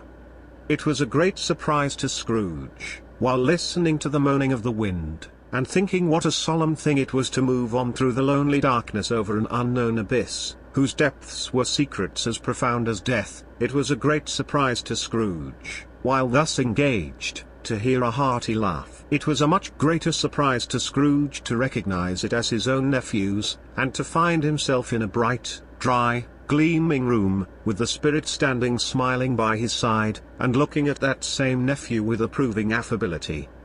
"Ha, ha!" laughed Scrooge's nephew. "Ha, ha, ha! If you should happen, by any unlikely chance, to know a man more blessed in a laugh than Scrooge's nephew, all I can say is, I should like to know him too. Introduce him to me, and I'll cultivate his acquaintance. It is a fair, even-handed, noble adjustment of things, that, while there is infection in disease and sorrow, there is nothing in the world so irresistibly contagious as laughter and good humor." When Scrooge's nephew laughed in this way, holding his sides, rolling his head, and twisting his face into the most extravagant contortions, Scrooge's niece, by marriage, laughed as heartily as he, and their assembled friends, being not a bit behindhand, roared out lustily. "Ha, ha! Ha, ha, ha, ha! He said that Christmas was a humbug, as I live!" cried Scrooge's nephew. "He believed it, too." "More shame for him, Fred," said Scrooge's niece indignantly. "Bless those women! They never do anything by halves. They are always in earnest." She was very pretty, exceedingly pretty, with a dimpled, surprised-looking, capital face, a ripe little mouth, that seemed made to be kissed, as no doubt it was, all kinds of good little dots about her chin, that melted into one another when she laughed, and the sunniest pair of eyes you ever saw in any little creature's head. Altogether she was what you would have called provoking, you know, but satisfactory, too. Oh, perfectly satisfactory. "He's a comical old fellow," said Scrooge's nephew, "that's the truth, and not so pleasant as he might be. However, his offences carry their own punishment, and I have nothing to say against him." "I'm sure he is very rich, Fred," hinted Scrooge's niece. "At least, you always tell me so." "What of that, my dear?" said Scrooge's nephew. "His wealth is of no use to him. He don't do any good with it. He don't make himself comfortable with it. He hasn't the satisfaction of thinking, ha, ha, that he is ever going to benefit us with it." "I have no patience with him," observed Scrooge's niece. Scrooge's niece's sisters, and all the other ladies, expressed the same opinion. "Oh, I have," said Scrooge's nephew. "I am sorry for him. I couldn't be angry with him if I tried. Who suffers by his ill whims? Himself always. Here he takes it into his head to dislike us, and he won't come and dine with us. What's the consequence? He don't lose much of a dinner." "Indeed, I think he loses a very good dinner," interrupted Scrooge's niece. Everybody else said the same, and they must be allowed to have been competent judges, because they had just had dinner, and, with the dessert upon the table, were clustered round the fire, by lamplight. "Well, I am very glad to hear it," said Scrooge's nephew, "because I haven't any great faith in these young housekeepers. What do you say, Topper?" Topper had clearly got his eye upon one of Scrooge's niece's sisters, for he answered that a bachelor was a wretched outcast, who had no right to express an opinion on the subject. Whereat Scrooge's niece's sister, the plump one with the lace tucker, not the one with the roses, blushed. "Do go on, Fred," said Scrooge's niece, clapping her hands. "He never finishes what he begins to say. He is such a ridiculous fellow." Scrooge's nephew revelled in another laugh, and, as it was impossible to keep the infection off, though the plump sister tried hard to do it with aromatic vinegar, his example was unanimously followed. "I was only going to say," said Scrooge's nephew, "that the consequence of his taking a dislike to us, and not making merry with us, is, as I think, that he loses some pleasant moments, which could do him no harm. I am sure he loses pleasanter companions than he can find in his own thoughts, either in his mouldy old office or his dusty chambers. I mean to give him the same chance every year, whether he likes it or not, for I pity him. He may rail at Christmas till he dies, but he can't help thinking better of it. I defy him, if he finds me going there in good temper, year after year, and saying, 'Uncle Scrooge, how are you?' If it only puts him in the vein to leave his poor clerk £50, that's something, and I think I shook him yesterday." It was their turn to laugh, now, at the notion of his shaking Scrooge. But, being thoroughly good-natured, and not much caring what they laughed at, so that they laughed at any rate, he encouraged them in their merriment, and passed the bottle, joyously. After tea they had some music. For they were a musical family, and knew what they were about when they sung a glee or catch, I can assure you, especially Topper, who could growl away in the bass like a good one, and never swell the large veins in his forehead, or get red in the face over it. Scrooge's niece played well upon the harp, and played, among other tunes, a simple little air, a mere nothing, you might learn to whistle it in 2 minutes, which had been familiar to the child who fetched Scrooge from the boarding school, as he had been reminded by the ghost of Christmas past. When this strain of music sounded, all the things that ghost had shown him came upon his mind, he softened more and more, and thought that if he could have listened to it often, years ago, he might have cultivated the kindnesses of life for his own happiness with his own hands, without resorting to the sexton's spade that buried Jacob Marley. But they didn't devote the whole evening to music. After a while they played at forfeits, for it is good to be children sometimes, and never better than at Christmas, when its mighty founder was a child himself. Stop! There was first a game at Blind Man's Buff. Of course there was. And I no more believe Topper was really blind than I believe he had eyes in his boots. My opinion is, that it was a done thing between him and Scrooge's nephew, and that the ghost of Christmas present knew it. The way he went after that plump sister in the lace tucker was an outrage on the credulity of human nature.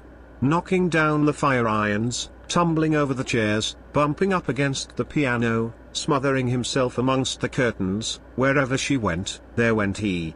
He always knew where the plump sister was. He wouldn't catch anybody else. If you had fallen up against him, as some of them did, on purpose, he would have made a feint of endeavoring to seize you, which would have been an affront to your understanding, and would instantly have sidled off in the direction of the plump sister. She often cried out that it wasn't fair, and it really was not. But when, at last, he caught her, when, in spite of all her silken rustlings, and her rapid flutterings past him, he got her into a corner whence there was no escape, then his conduct was the most execrable. For his pretending not to know her, his pretending that it was necessary to touch her headdress, and further to assure himself of her identity by pressing a certain ring upon her finger, and a certain chain about her neck, was vile, monstrous. No doubt she told him her opinion of it when, another blind man being in office, they were so very confidential together behind the curtains. Scrooge's niece was not one of the blind man's buff party, but was made comfortable with a large chair and a footstool, in a snug corner where the ghost and Scrooge were close behind her.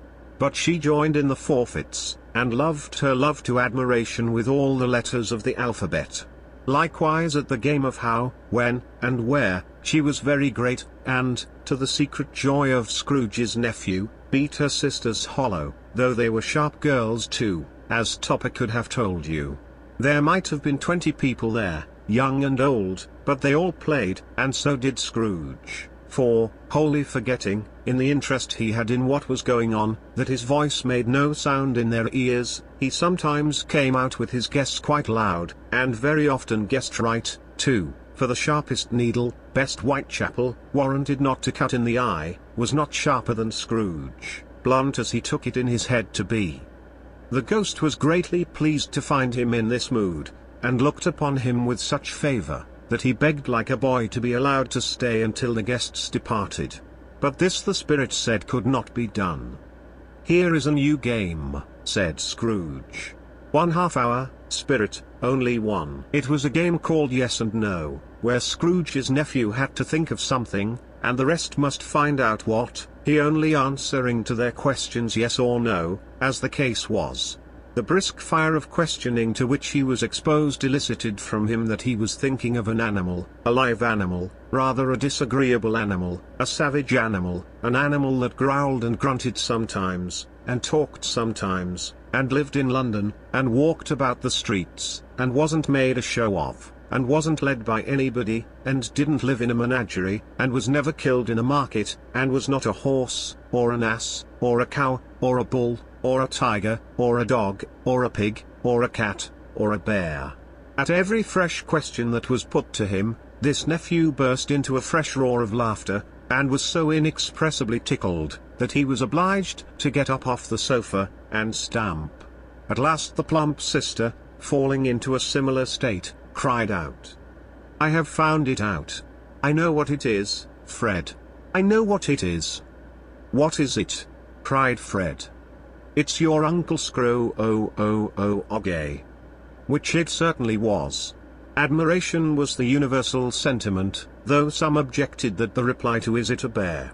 ought to have been yes, inasmuch as an answer in the negative was sufficient to have diverted their thoughts from Mr. Scrooge, supposing they had ever had any tendency that way. "He has given us plenty of merriment, I am sure," said Fred, "and it would be ungrateful not to drink his health. Here is a glass of mulled wine ready to our hand at the moment, and I say, Uncle Scrooge." "Well, Uncle Scrooge," they cried. "A Merry Christmas and a Happy New Year to the old man, whatever he is," said Scrooge's nephew. "He wouldn't take it from me, but may he have it nevertheless. Uncle Scrooge."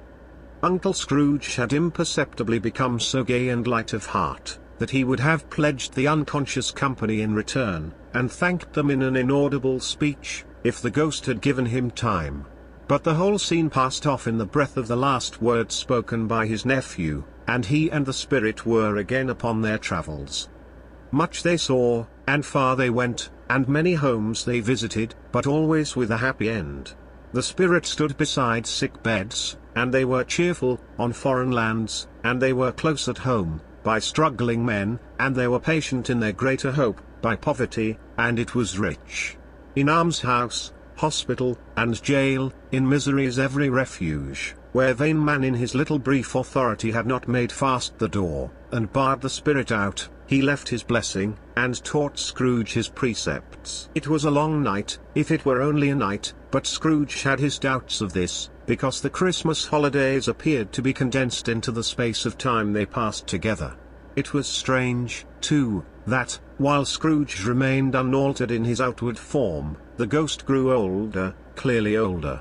Scrooge had observed this change, but never spoke of it, until they left a children's 12th night party, when, looking at the spirit as they stood together in an open place, he noticed that its hair was grey.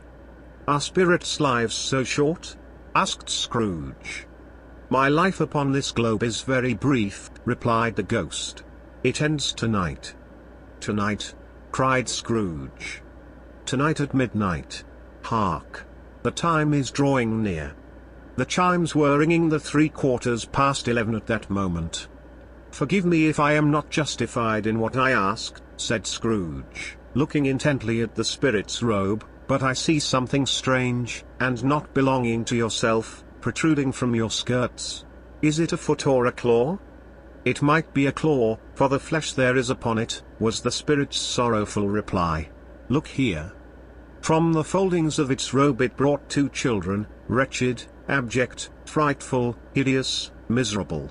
They knelt down at its feet, and clung upon the outside of its garment. "Oh, man! Look here! Look, down here!" exclaimed the ghost. They were a boy and girl. Yellow, meager, ragged, scowling, wolfish, but prostrate, too, in their humility. Where graceful youth should have filled their features out, and touched them with its freshest tints, a stale and shriveled hand, like that of age, had pinched, and twisted them, and pulled them into shreds. Where angels might have sat enthroned, devils lurked, and glared out menacing. No change, no degradation, no perversion of humanity, in any grade, through all the mysteries of wonderful creation, has monsters half so horrible and dread. Scrooge started back, appalled. Having them shown to him in this way, he tried to say they were fine children, but the words choked themselves, rather than be parties to a lie of such enormous magnitude. "Spirit, are they yours?" Scrooge could say no more.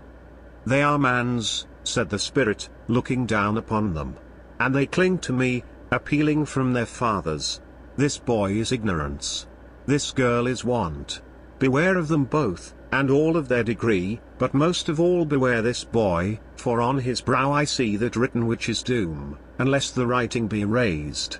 Deny it," cried the spirit, stretching out its hand towards the city. "Slander those who tell it ye. Admit it for your factious purposes, and make it worse. And by the end. Have they no refuge or resource?" cried Scrooge. "Are there no prisons?" said the spirit, turning on him for the last time with his own words. "Are there no workhouses?" The bell struck 12. Scrooge looked about him for the ghost, and saw it not. As the last stroke ceased to vibrate, he remembered the prediction of old Jacob Marley, and, lifting up his eyes, beheld a solemn phantom, draped and hooded, coming like a mist along the ground towards him. Stave 4. The last of the spirits. The phantom slowly, gravely, silently approached. When it came near him, Scrooge bent down upon his knee, for in the very air through which this spirit moved it seemed to scatter gloom and mystery. It was shrouded in a deep black garment, which concealed its head, its face, its form, and left nothing of it visible, save one outstretched hand. But for this, it would have been difficult to detach its figure from the night, and separate it from the darkness by which it was surrounded. He felt that it was tall and stately when it came beside him, and that its mysterious presence filled him with a solemn dread. He knew no more, for the spirit neither spoke nor moved. "I am in the presence of the ghost of Christmas yet to come?" said Scrooge. The spirit answered not, but pointed onward with its hand. You are about to show me shadows of the things that have not happened, but will happen in the time before us, Scrooge pursued. Is that so, spirit? The upper portion of the garment was contracted for an instant in its folds, as if the spirit had inclined its head. That was the only answer he received.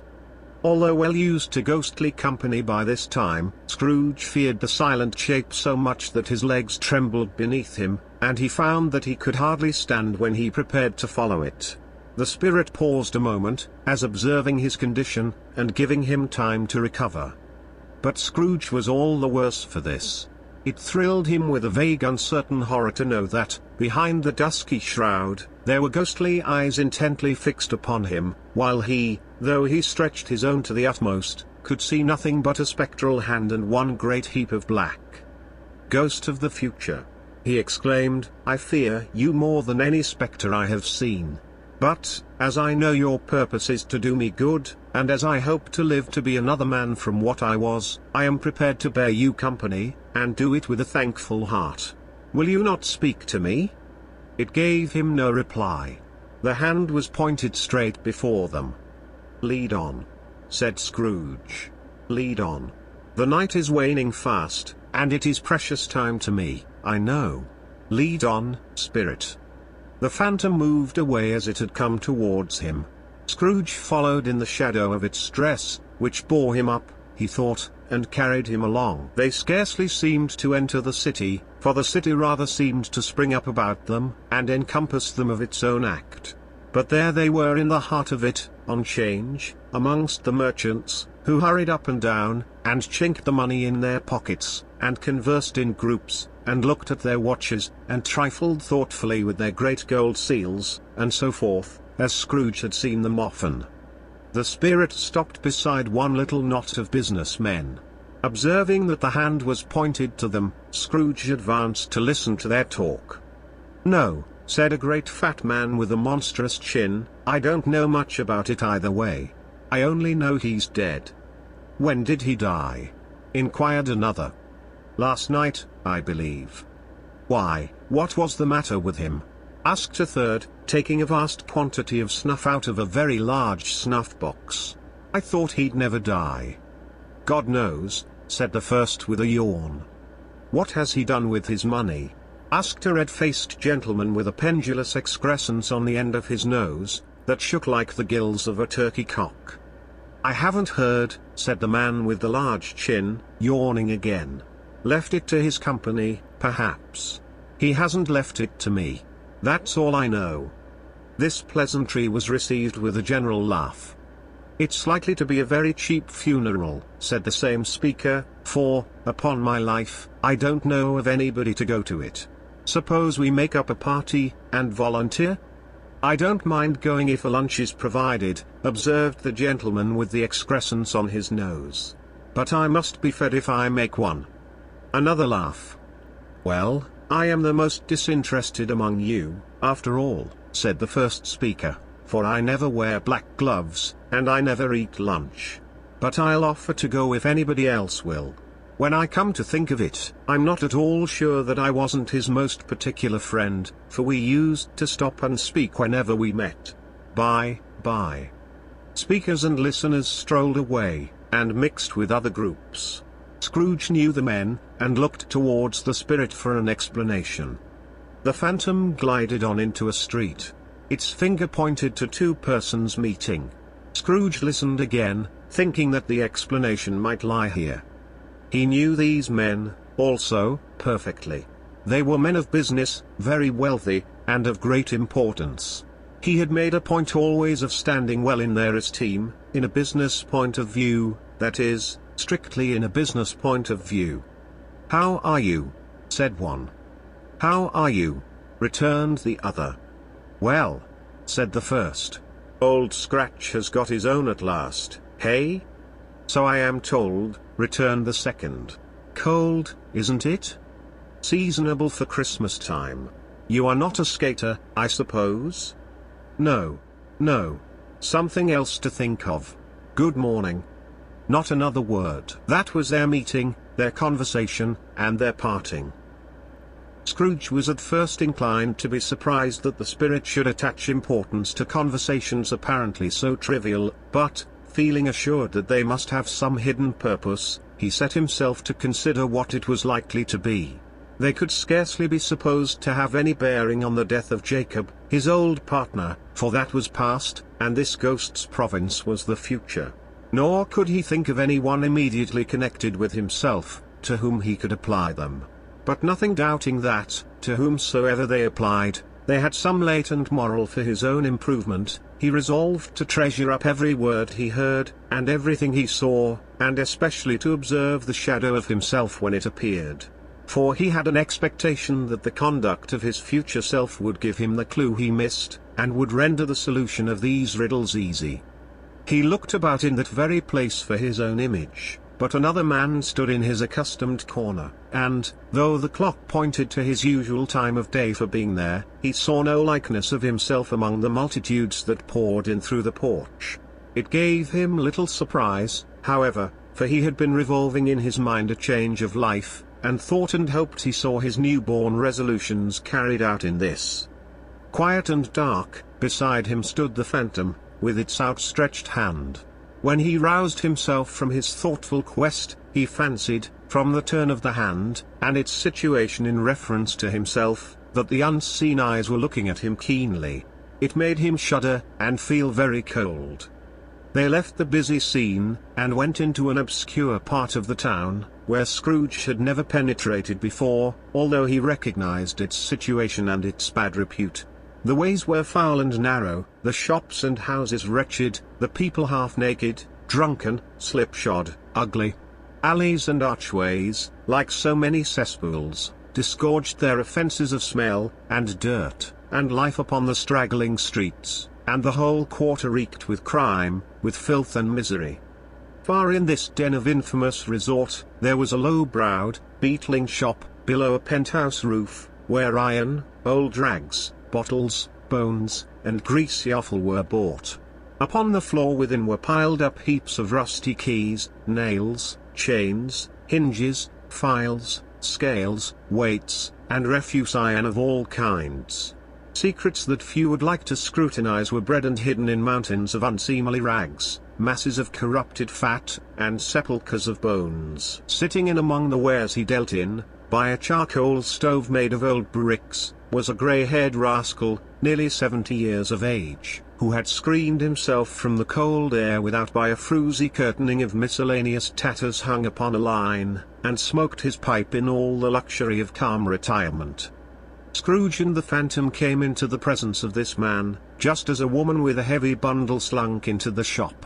But she had scarcely entered, when another woman, similarly laden, came in too, and she was closely followed by a man in faded black, who was no less startled by the sight of them than they had been upon the recognition of each other.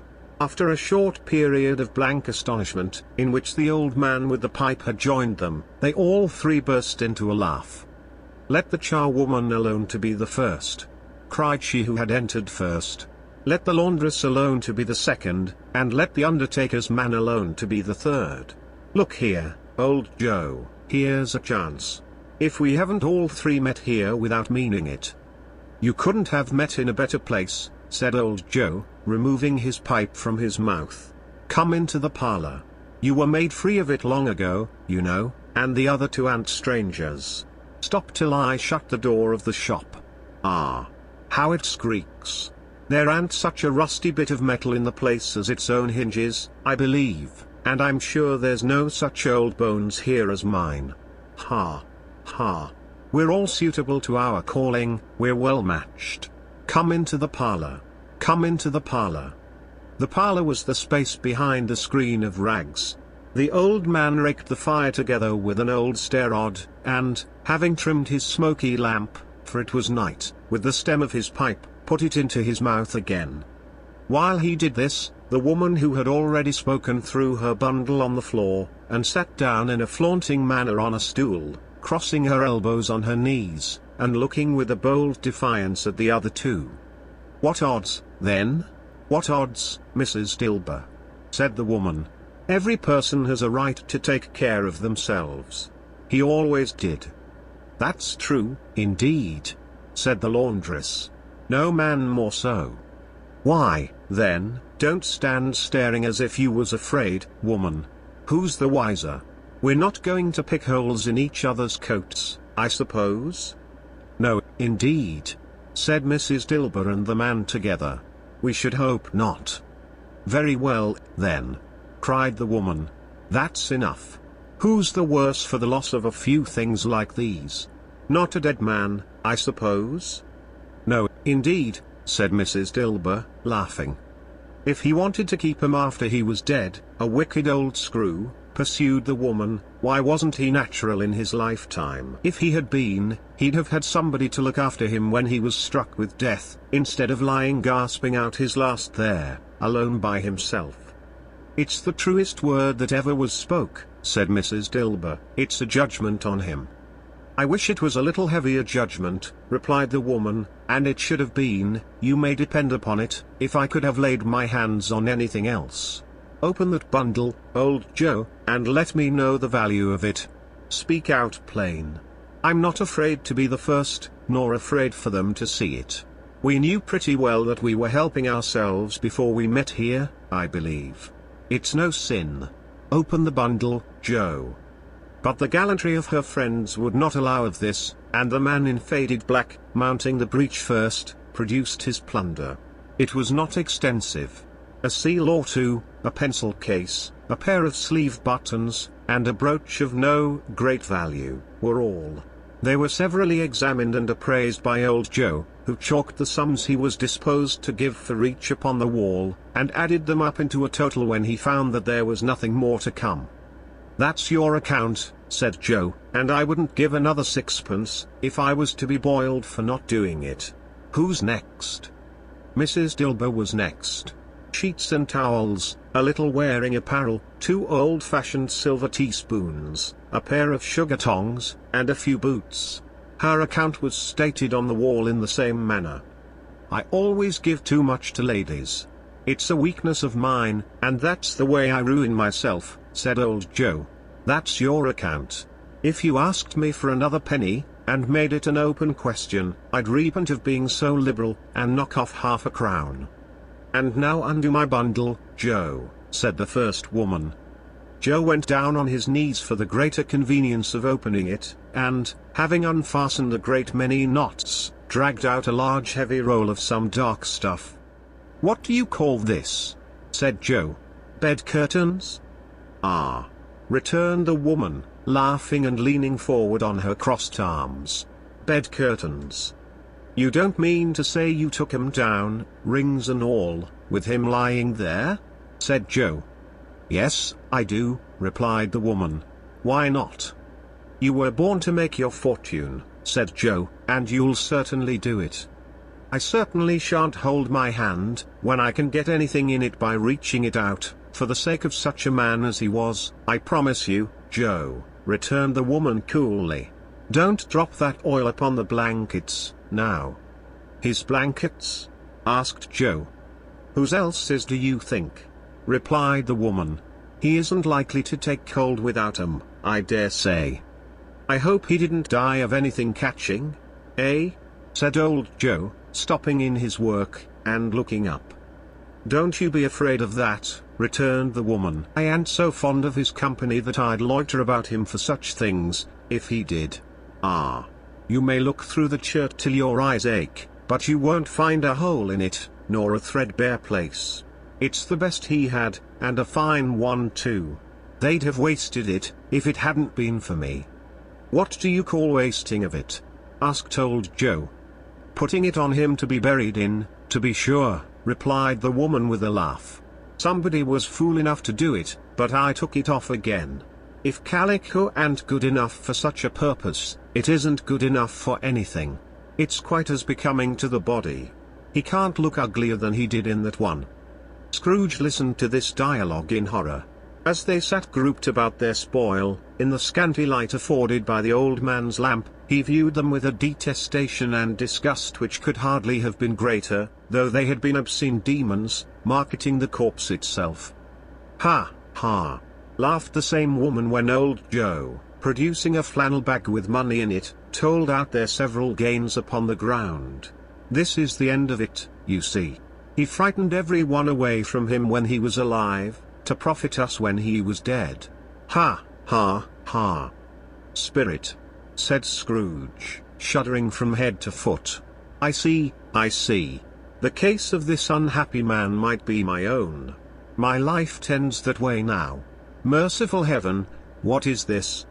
He recoiled in terror, for the scene had changed, and now he almost touched a bed, a bare, uncurtained bed, on which, beneath a ragged sheet, there lay a something covered up, which, though it was dumb, announced itself in awful language. The room was very dark, too dark to be observed with any accuracy, though Scrooge glanced round it in obedience to a secret impulse, anxious to know what kind of room it was. A pale light, rising in the outer air, fell straight upon the bed, and on it, plundered and bereft, unwatched, unwept, uncared for, was the body of this man. Scrooge glanced towards the phantom. Its steady hand was pointed to the head. The cover was so carelessly adjusted that the slightest raising of it, the motion of a finger upon Scrooge's part, would have disclosed the face. He thought of it, felt how easy it would be to do, and longed to do it, but had no more power to withdraw the veil than to dismiss the spectre at his side. Oh, cold, cold, rigid, dreadful death, set up thine altar here, and dress it with such terrors as thou hast at thy command, for this is thy dominion. But of the loved, revered, and honoured head thou canst not turn one hair to thy dread purposes, or make one feature odious. It is not that the hand is heavy, and will fall down when released, it is not that the heart and pulse are still, but that the hand was open, generous, and true, the heart brave, warm, and tender, and the pulse a man's. Strike, shadow, strike. And see his good deeds springing from the wound, to sow the world with life immortal.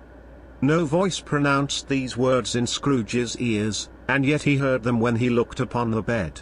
He thought, if this man could be raised up now, what would be his foremost thoughts? Avarice, hard dealing, griping cares? They have brought him to a rich end, truly. He lay, in the dark, empty house, with not a man, a woman, or a child to say he was kind to me in this or that, and for the memory of one kind word I will be kind to him. A cat was tearing at the door, and there was a sound of gnawing rats beneath the hearthstone. What they wanted in the room of death, and why they were so restless and disturbed, Scrooge did not dare to think. Spirit, he said, this is a fearful place. In leaving it, I shall not leave its lesson, trust me. Let us go. Still the ghost pointed with an unmoved finger to the head. I understand you, Scrooge returned, and I would do it if I could. But I have not the power, Spirit. I have not the power. Again it seemed to look upon him. If there is any person in the town who feels emotion caused by this man's death, said Scrooge, quite agonized, show that person to me, Spirit. I beseech you. The phantom spread its dark robe before him for a moment, like a wing, and, withdrawing it, revealed a room by daylight, where a mother and her children were. She was expecting someone, and with anxious eagerness, for she walked up and down the room, started at every sound, looked out from the window, glanced at the clock, tried, but in vain, to work with her needle, and could hardly bear the voices of her children in their play. At length the long-expected knock was heard. She hurried to the door, and met her husband, a man whose face was careworn and depressed, though he was young. There was a remarkable expression in it now, a kind of serious delight of which he felt ashamed, and which he struggled to repress. He sat down to the dinner that had been hoarding for him by the fire, and, when she asked him faintly what news, which was not until after a long silence, he appeared embarrassed how to answer. Is it good, she said, or bad? To help him. Bad, he answered. We are quite ruined? No. There is hope yet, Caroline. If he relents, she said, amazed, there is. Nothing is past hope, if such a miracle has happened. He is past relenting, said her husband. He is dead. She was a mild and patient creature, if her face spoke truth, but she was thankful in her soul to hear it, and she said so with clasped hands. She prayed forgiveness the next moment, and was sorry, but the first was the emotion of her heart. What the half-drunken woman, whom I told you of last night, said to me when I tried to see him and obtain a week's delay, and what I thought was a mere excuse to avoid me, turns out to have been quite true. He was not only very ill, but dying, then.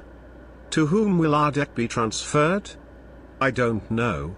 But, before that time, we shall be ready with the money, and, even though we were not, it would be bad fortune indeed to find so merciless a creditor in his successor. We may sleep tonight with light hearts, Caroline. Yes. Soften it as they would, their hearts were lighter. The children's faces, hushed and clustered round to hear what they so little understood, were brighter, and it was a happier house for this man's death. The only emotion that the ghost could show him, caused by the event, was one of pleasure. "Let me see some tenderness connected with a death," said Scrooge, "or that dark chamber, spirit, which we left just now, will be forever present to me." The ghost conducted him through several streets familiar to his feet, and, as they went along, Scrooge looked here and there to find himself, but nowhere was he to be seen. They entered poor Bob Cratchit's house, the dwelling he had visited before, and found the mother and the children seated round the fire. Quiet. Very quiet.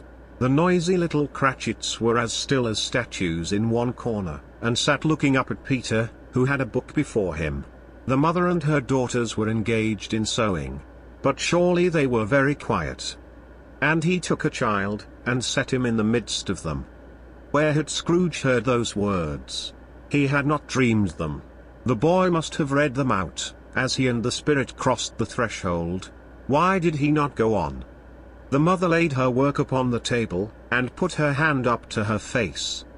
"The color hurts my eyes," she said. "The color? Ah, poor Tiny Tim." "They're better now again," said Cratchit's wife. "It makes them weak by candlelight, and I wouldn't show weak eyes to your father, when he comes home, for the world. It must be near his time." "Past it rather," Peter answered, shutting up his book. "But I think he has walked a little slower than he used, these few last evenings, mother." They were very quiet again. At last she said, and in a steady, cheerful voice, that only faltered once, I have known him walk with Tiny Tim upon his shoulder very fast indeed." "And so have I," cried Peter. "Often." "And so have I," exclaimed another. "So had all." "But he was very light to carry," she resumed, intent upon her work, "and his father loved him so, that it was no trouble, no trouble. And there is your father at the door." She hurried out to meet him, and little Bob in his comforter, he had need of it, poor fellow, came in. His tea was ready for him on the hob, and they all tried who should help him to it most. Then the two young Cratchits got upon his knees, and laid, each child, a little cheek against his face, as if they said, "Don't mind it, father. Don't be grieved." Bob was very cheerful with them, and spoke pleasantly to all the family. He looked at the work upon the table, and praised the industry and speed of Mrs. Cratchit and the girls. They would be done long before Sunday, he said. "Sunday? You went today, then, Robert?" said his wife. "Yes, my dear," returned Bob. "I wish you could have gone. It would have done you good to see how green a place it is. But you'll see it often. I promised him that I would walk there on a Sunday. My little child," cried Bob. "My little child." He broke down all at once. He couldn't help it. If he could have helped it, he and his child would have been farther apart, perhaps, than they were. He left the room, and went upstairs into the room above, which was lighted cheerfully, and hung with Christmas. There was a chair set close beside the child, and there were signs of someone having been there lately. Poor Bob sat down in it, and, when he had thought a little and composed himself, he kissed the little face. He was reconciled to what had happened, and went down again quite happy. They drew about the fire, and talked, the girls and mother working still. Bob told them of the extraordinary kindness of Mr. Scrooge's nephew, whom he had scarcely seen but once, and who, meeting him in the street that day, and seeing that he looked a little, just a little down, you know, said Bob, inquired what had happened to distress him. On which, said Bob, for he is the pleasantest spoken gentleman you ever heard, I told him, I am heartily sorry for it, Mr. Cratchit, he said, and heartily sorry for your good wife. By the by, how he ever knew that I don't know. Knew what, my dear? Why, that you were a good wife, replied Bob. Everybody knows that, said Peter. Very well observed, my boy, cried Bob. I hope they do. Heartily sorry, he said, for your good wife. If I can be of service to you in any way, he said, giving me his card, that's where I live. Pray come to me. Now, it wasn't, cried Bob, for the sake of anything he might be able to do for us, so much as for his kind way, that this was quite delightful. It really seemed as if he had known our Tiny Tim, and felt with us. I'm sure he's a good soul, said Mrs. Cratchit. You would be sure of it, my dear, returned Bob, if you saw and spoke to him. I shouldn't be at all surprised, mark what I say, if he got Peter a better situation. Only hear that, Peter, said Mrs. Cratchit. And then, cried one of the girls, Peter will be keeping company with someone, and setting up for himself. Get along with you, retorted Peter, grinning. It's just as likely as not, said Bob, one of these days, though there's plenty of time for that, my dear.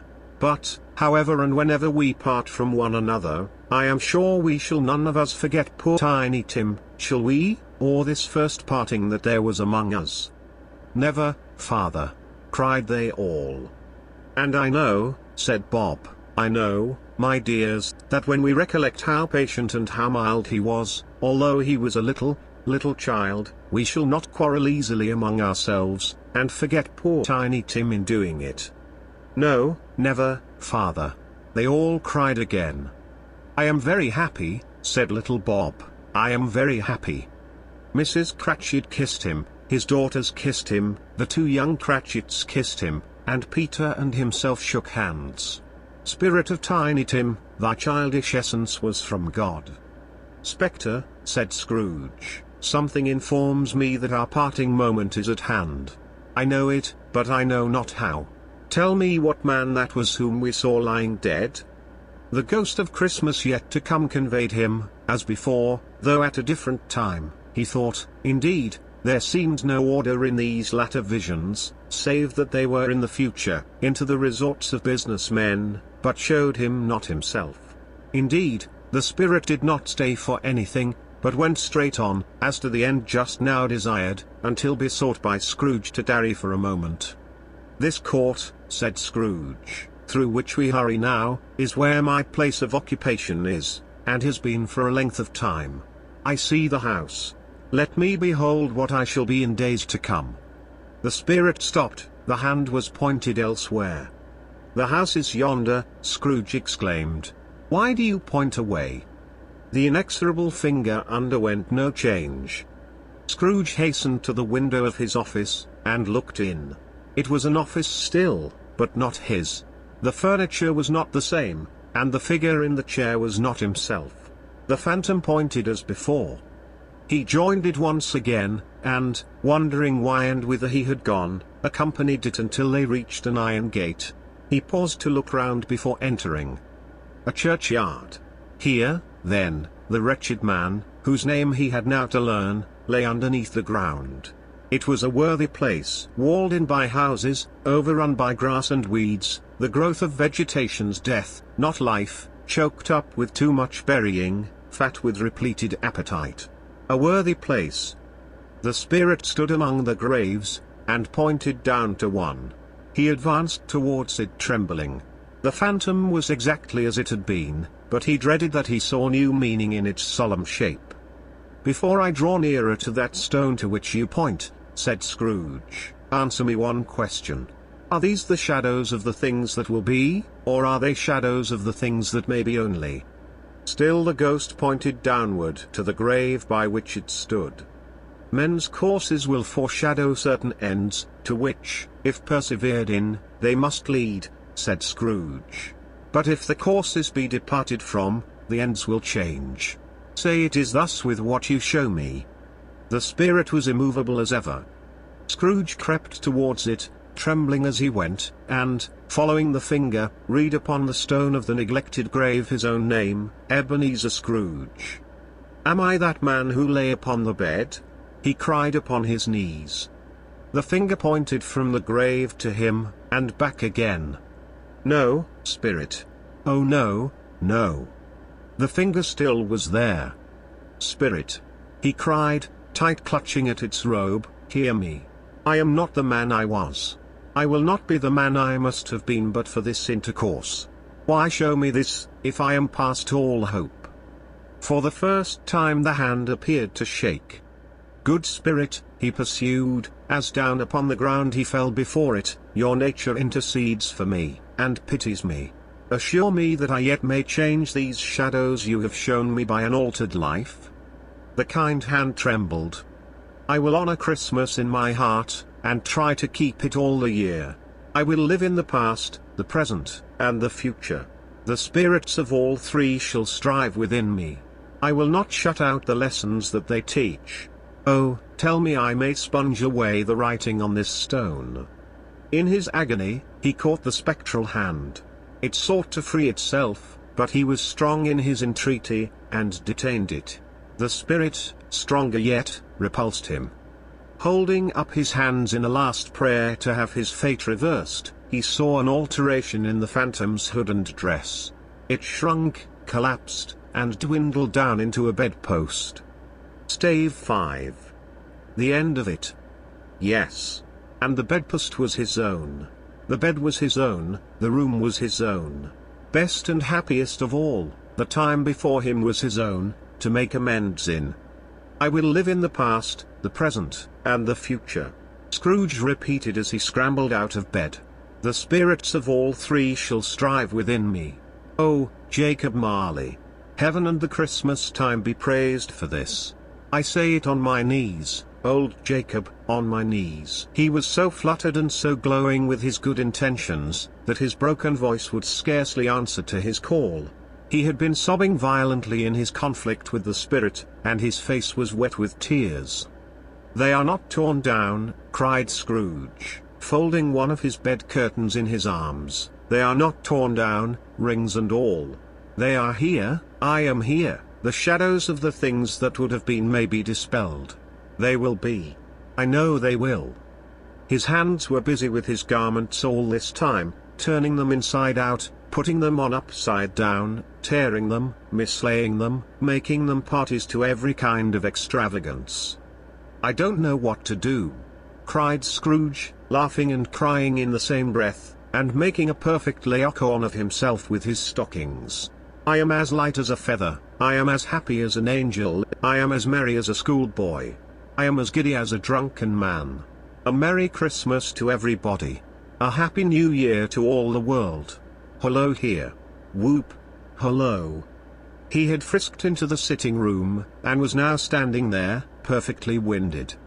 "There's the saucepan that the gruel was in," cried Scrooge, starting off again, and going round the fireplace.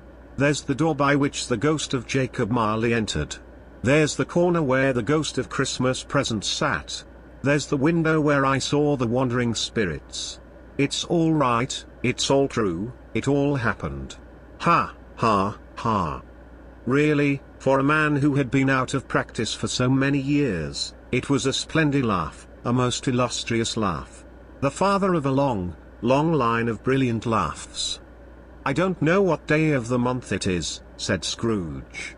"I don't know how long I have been among the spirits. I don't know anything. I'm quite a baby. Never mind. I don't care. I'd rather be a baby. Hello. Whoop. Hello here."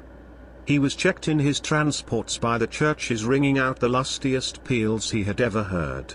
Clash, clash, hammer, ding, dong, bell. Bell, dong, ding, hammer, clang, clash. Oh, glorious, glorious. Running to the window, he opened it, and put out his head. No fog, no mist, clear, bright, jovial, stirring, cold, cold, piping for the blood to dance to, golden sunlight, heavenly sky, sweet fresh air, merry bells. Oh, glorious! Glorious! What's today? Cried Scrooge, calling downward to a boy in Sunday clothes, who perhaps had loitered in to look about him. Eh? Returned the boy with all his might of wonder. What's today, my fine fellow? Said Scrooge. Today, replied the boy. Why, Christmas Day. It's Christmas Day, said Scrooge to himself. I haven't missed it. The spirits have done it all in one night. They can do anything they like. Of course they can. Of course they can. Hello, my fine fellow. Hello, returned the boy. Do you know the poulterers in the next street but one, at the corner? Scrooge inquired. I should hope I did, replied the lad. An intelligent boy, said Scrooge. A remarkable boy. Do you know whether they've sold the prize turkey that was hanging up there? Not the little prize turkey, the big one? What? The one as big as me? Returned the boy.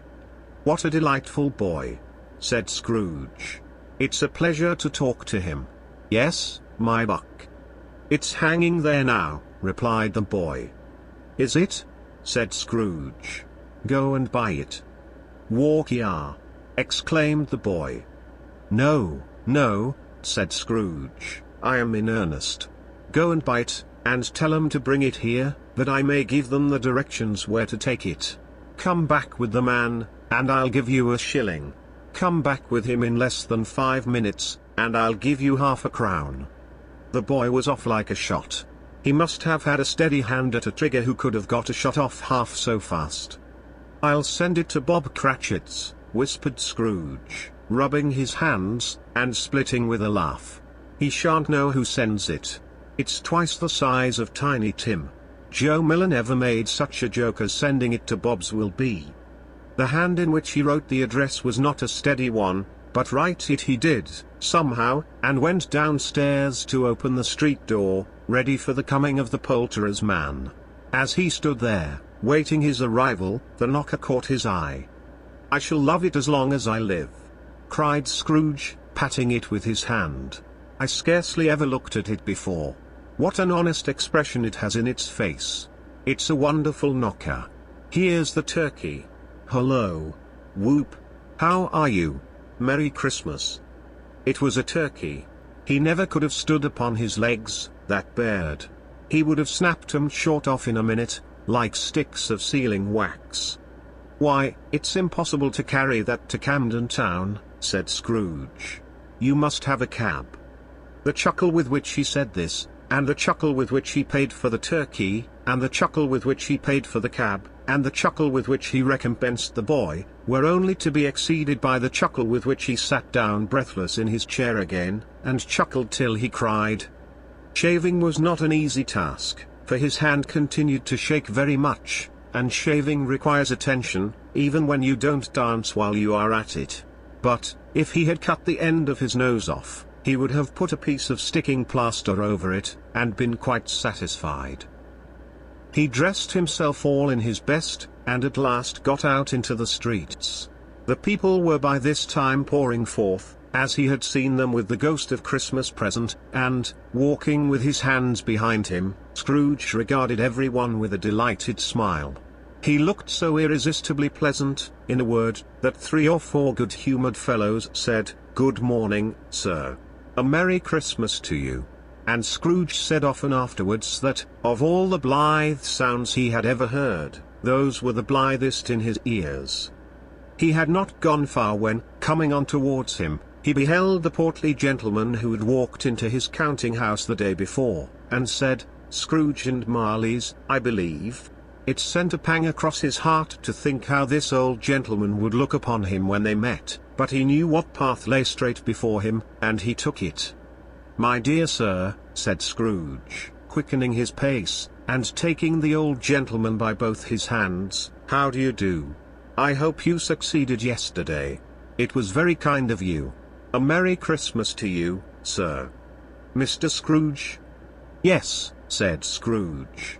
That is my name, and I fear it may not be pleasant to you. Allow me to ask your pardon.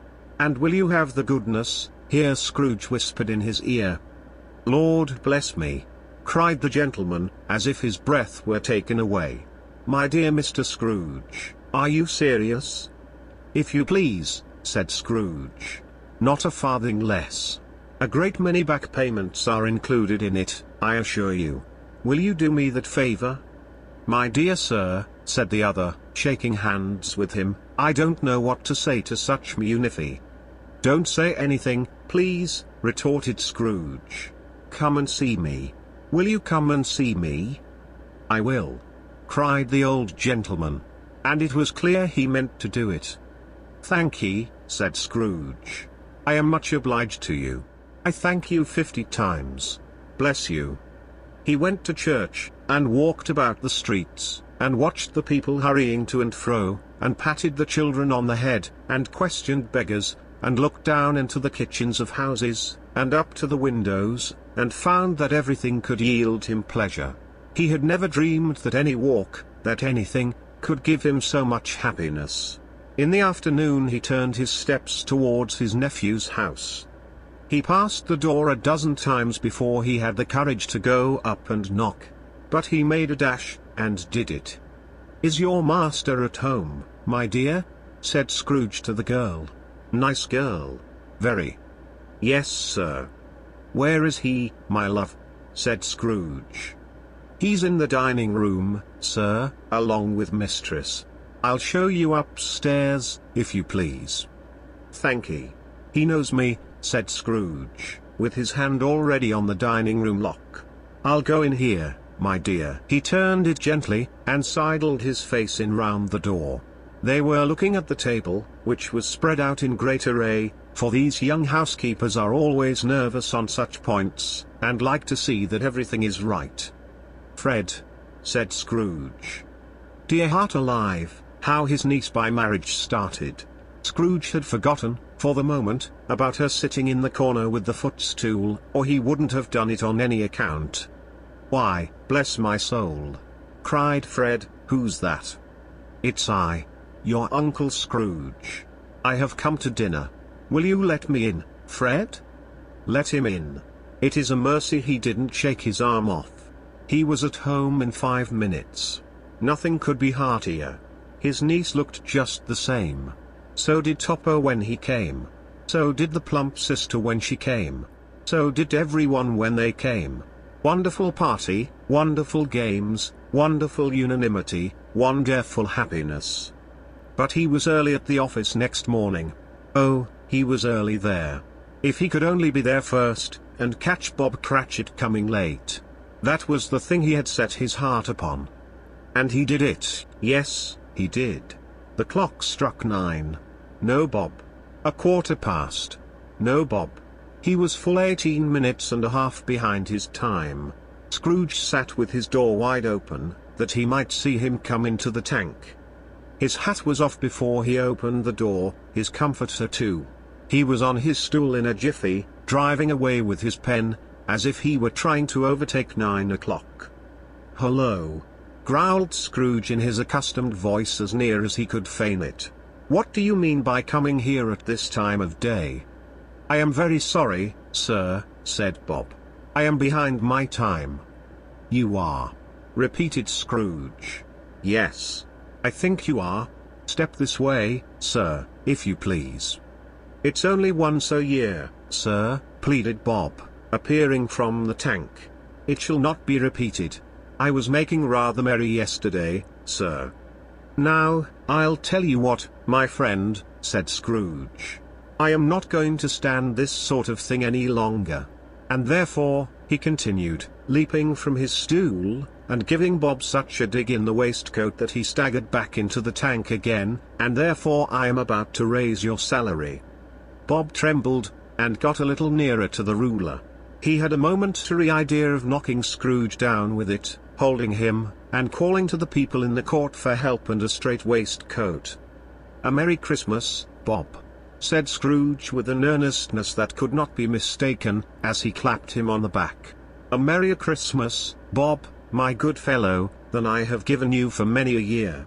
I'll raise your salary, and endeavor to assist your struggling family, and we will discuss your affairs this very afternoon, over a Christmas bowl of smoking Bishop Bob. Make up the fires and buy another coal scuttle before you dot another I, Bob Cratchit. Scrooge was better than his word. He did it all, and infinitely more, and to Tiny Tim, who did not die, he was a second father.